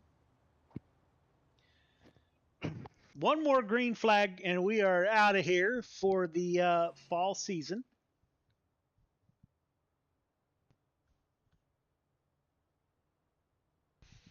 With Joseph Grandy at the front of the field, Randy Shreves in P2, Anthony Marfulio is your top 3. I'm still not sure what happened to Brian Dickens. I don't know if he exited or I didn't see him get in an incident. He was running P3 and then he disappeared. Yeah, he had a gnarly incident on the backstretch. Caught the outside wall, came back down across the track, and it looks like the 181 of Jeffrey Kemper made contact when he came back on. Yeah, contact off the right front of Jeffrey Kemper sent him up into the air, and he towed to pit road, but let's see what he's doing. Yeah, it looks like he's disconnected. Done for a night. It's late out there in North Carolina. Not going to try to battle back, I guess. Joseph Grandy at the front of the field, lap 24 of 30, coming to lap 25. Let's see if we can't end this with a long green flag run. We are on lap 25 of 30. Joseph Grandy, Randy Shreves, Anthony Marfulio. The 10 car of Donald Ingram is in P number 4. Jeffrey Kemper, the 181, the driver out of Oregon, is in P5. Now you got the 181 of Kemper looking down low. Kurt Schatzer, he's moved up 12 from the start. The 18 car, he moves underneath the 87 car. That is Andy Patton. Moves Schatzer up to P6. Up front, Joseph Grandy working the high side. He is the only car in the front pack that is working that high. Yeah, he's clearly found something that works for him there. Randy Shreves is able to close in. Randy's still running that moisture off of 4 here, and this closing in slowly on Joseph Grandy. Joseph Grandy makes contact with the outside wall there, crossing the stripe. Yeah, Shreves pulls right up to that rear tail tank. Let's go on board with Randy Shreves and see what it looks like. Yes, he is almost cleared of the 518. You got to know Grandy right now is bearing down. We heard him in his interview that he did not want to give a championship away. Shreves rolls the bottom. Grandy on the outside, 1 to go. Here we go. It's for all the money right here for the championship. Shreves pulls even. They are even. Shreves will go down low. Grandy cannot block. Shreves will come off at turn 4. It's a drag race. Shreves will take the win. Grandy P2, Marfulio P3. Top 3 start finish line, please. What a great finish to the season. I don't know what that will do to the points. I don't know if that is enough. Shreves had 644. Grandy had a 657. So we will see I know they count incidents and everything else, so we'll have to see how that shakes out. What an amazing finish. Grandy may have just exited. He may just be done with it. All right, fellas, don't forget to go up for your interviews. Not sure what happened to Joseph Grandy. It looks like he is actually in the waiting room waiting on your interview there, Clayton. Trying to line up a replay here. We'll pull P3 Anthony Marv-Julio up. Anthony, it's Clayton in the booth. You got a copy? Yeah, I got you, Clayton. Hey, bud. We're talking once again tonight, man. What did seeing those two battle in front of you? Did you think you had anything for either of those guys tonight?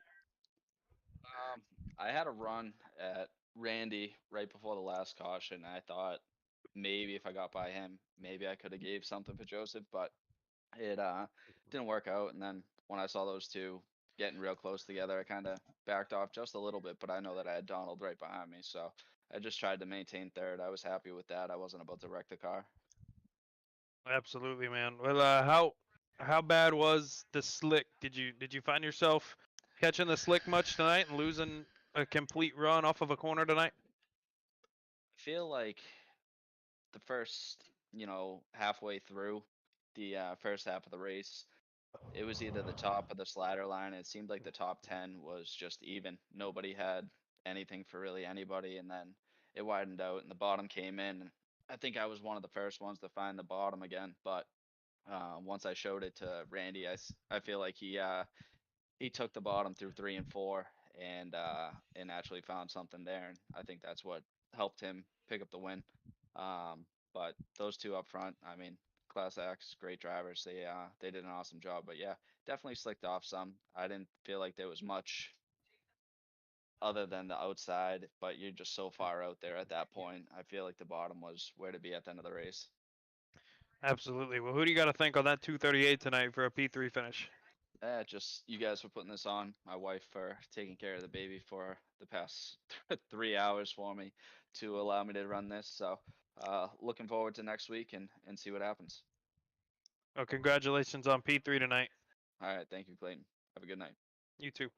Joseph Grandy made the statement he did not want to give the championship away. Joseph, you absolutely did not give the championship away. We'll have to see how the points line up, but man, pretty close. This could not have played out any better. You and Shreves, 1 and 2 in the points, running at the front of the field, man. You guys put on one hell of a show, my friend. The 518 comes up one position short of a victory. What did you need to do to keep them behind you? I got nervous in that heat race, man. I'm getting by them, and I made a mistake on the last lap. That's what happened. Well, I will tell you, man. My friend, we were talking about it on the air. Actually, man, I could feel your nerves. I was getting nervous sitting in a chair.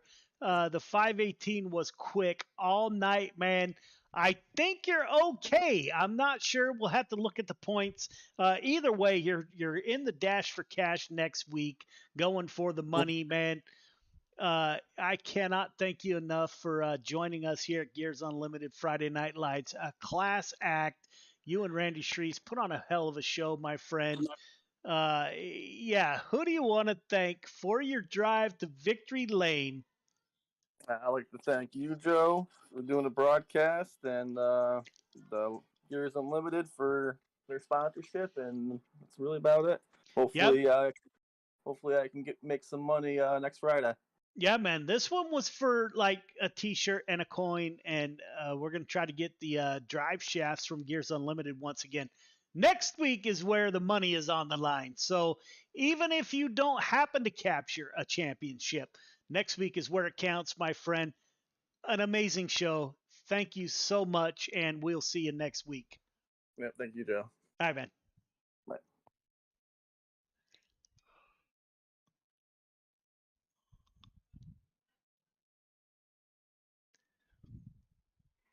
Clayton, you got Randy? Yes, sir. Randy, it's Clayton in the booth. You got a copy, bub?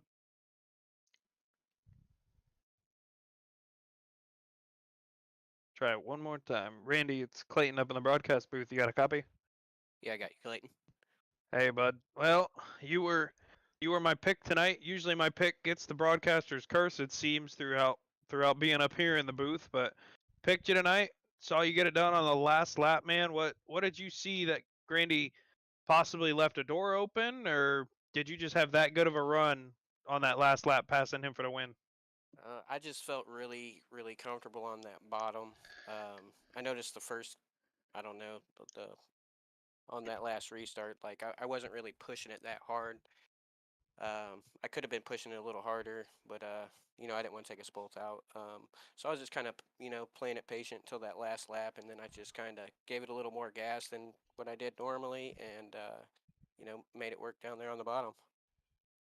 Absolutely. Well, how bad did you feel the car was? Did you make contact with the slick at all tonight? Did you find it pretty deterring if you made contact with it? Not really. Just as long as you kind of finesse it through that, it's not that bad. Awesome. Well, who do you got to thank on that 56 machine tonight for the win? Definitely want to thank my team, LGR Motorsports, Coulter West at Redline Race Designs, One Wish Foundation, Reaction Pictures, KSB Builders, Finish Line Repair, Coast to Coast for putting on this awesome league. Or I'm sorry, Friday Night Lights, Gears Unlimited, Joe, everybody, you with Top Tier, the Dirt Track Bank, Mission 22, just everybody involved, everybody for watching. Absolutely, man. Well, congratulations on another victory here tonight. Hope to see you next week in the Dash for Cash, man. Good luck. Thanks, Clayton. Hopefully that was enough for the championship. Yeah, we'll see. Incidents Maybe are gonna close. factor in and stuff. I saw he's got a 2X that he acquired during that race, so that could be it. You never know. One hiccup like that. So we'll wish you both the best, and we'll see. Alrighty, thanks. Yes, sir. Bye. All right, Clayton, my headset is now saying battery critical. We've made it through the night, my friend. I wish you a great weekend. We'll be back at it next week for the Dash for Cash. For everyone tuning in, thank you very much. What a great show these guys put on in the last race here of the regular season. Join us next week, same time, same cars, for the $500 Dirt Track Bank Dash for Cash. And until then, we'll see ya. History repeats itself. History is always happening over and over again. So one of the ways to stop a theme, one of the ways to stop something from reoccurring is to first of all admit it.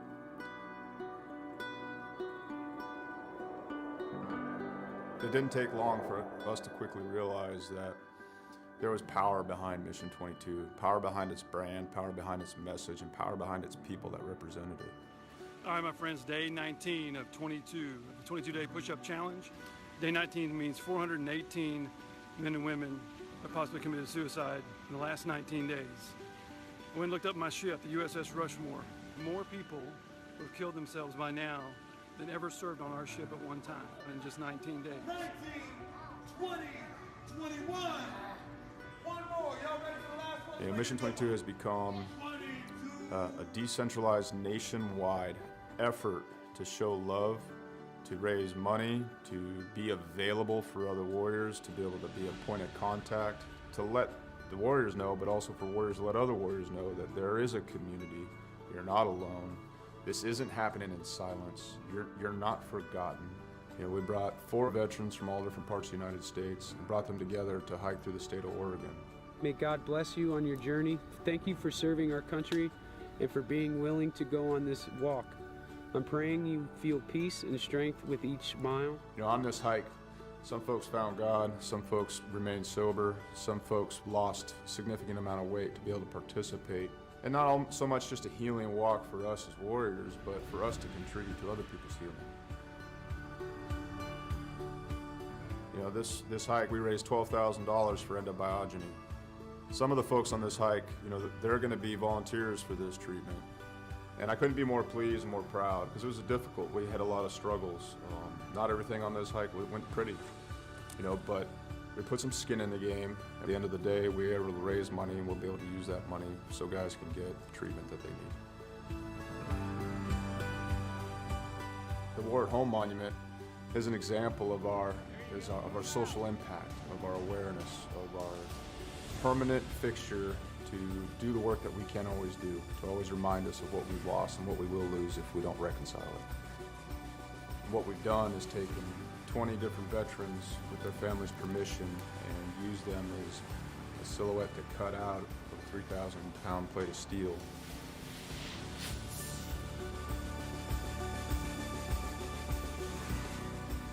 These warriors are placed in a V, and this is to show the size of the problem. This is to show the empty space they leave behind.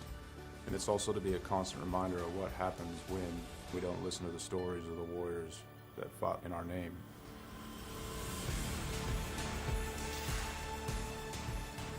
Because it's not okay. It's not okay that everyone didn't know about veteran suicide. It's not okay that these things were a secret or left unsaid, or that it was shameful. It's not okay that it's shameful to suffer alone and suffer in silence, because if you ask for help, that you're no longer a warrior, that you're weak. Yeah. So I come back and I thought everybody else changed. So I pushed my family away. And it took a long time to really realize it because I didn't want to look internally. I got my Class A CDL and hit the road. I was on the road for about 8 years trucking. And this makes me think about how insignificant all of the major things going on are. I mean, what, 1 million years ago, that blew up. And, over time became this. Whether it's hiking mountains or building monuments, it takes a community to heal a warrior. Warriors didn't get damaged and didn't become separated from the sunlight of the spirit on their own. It happened in the name of this nation. We can change the way we think about war, how we think about warriors, how we think about ourselves, and what we think we're going to do in the American community. We can do it now. We can do it here. And there's going to be another generation of warriors coming. We can set the tone to create a culture that grabs them up and loves them and smothers them in resources and opportunity right now.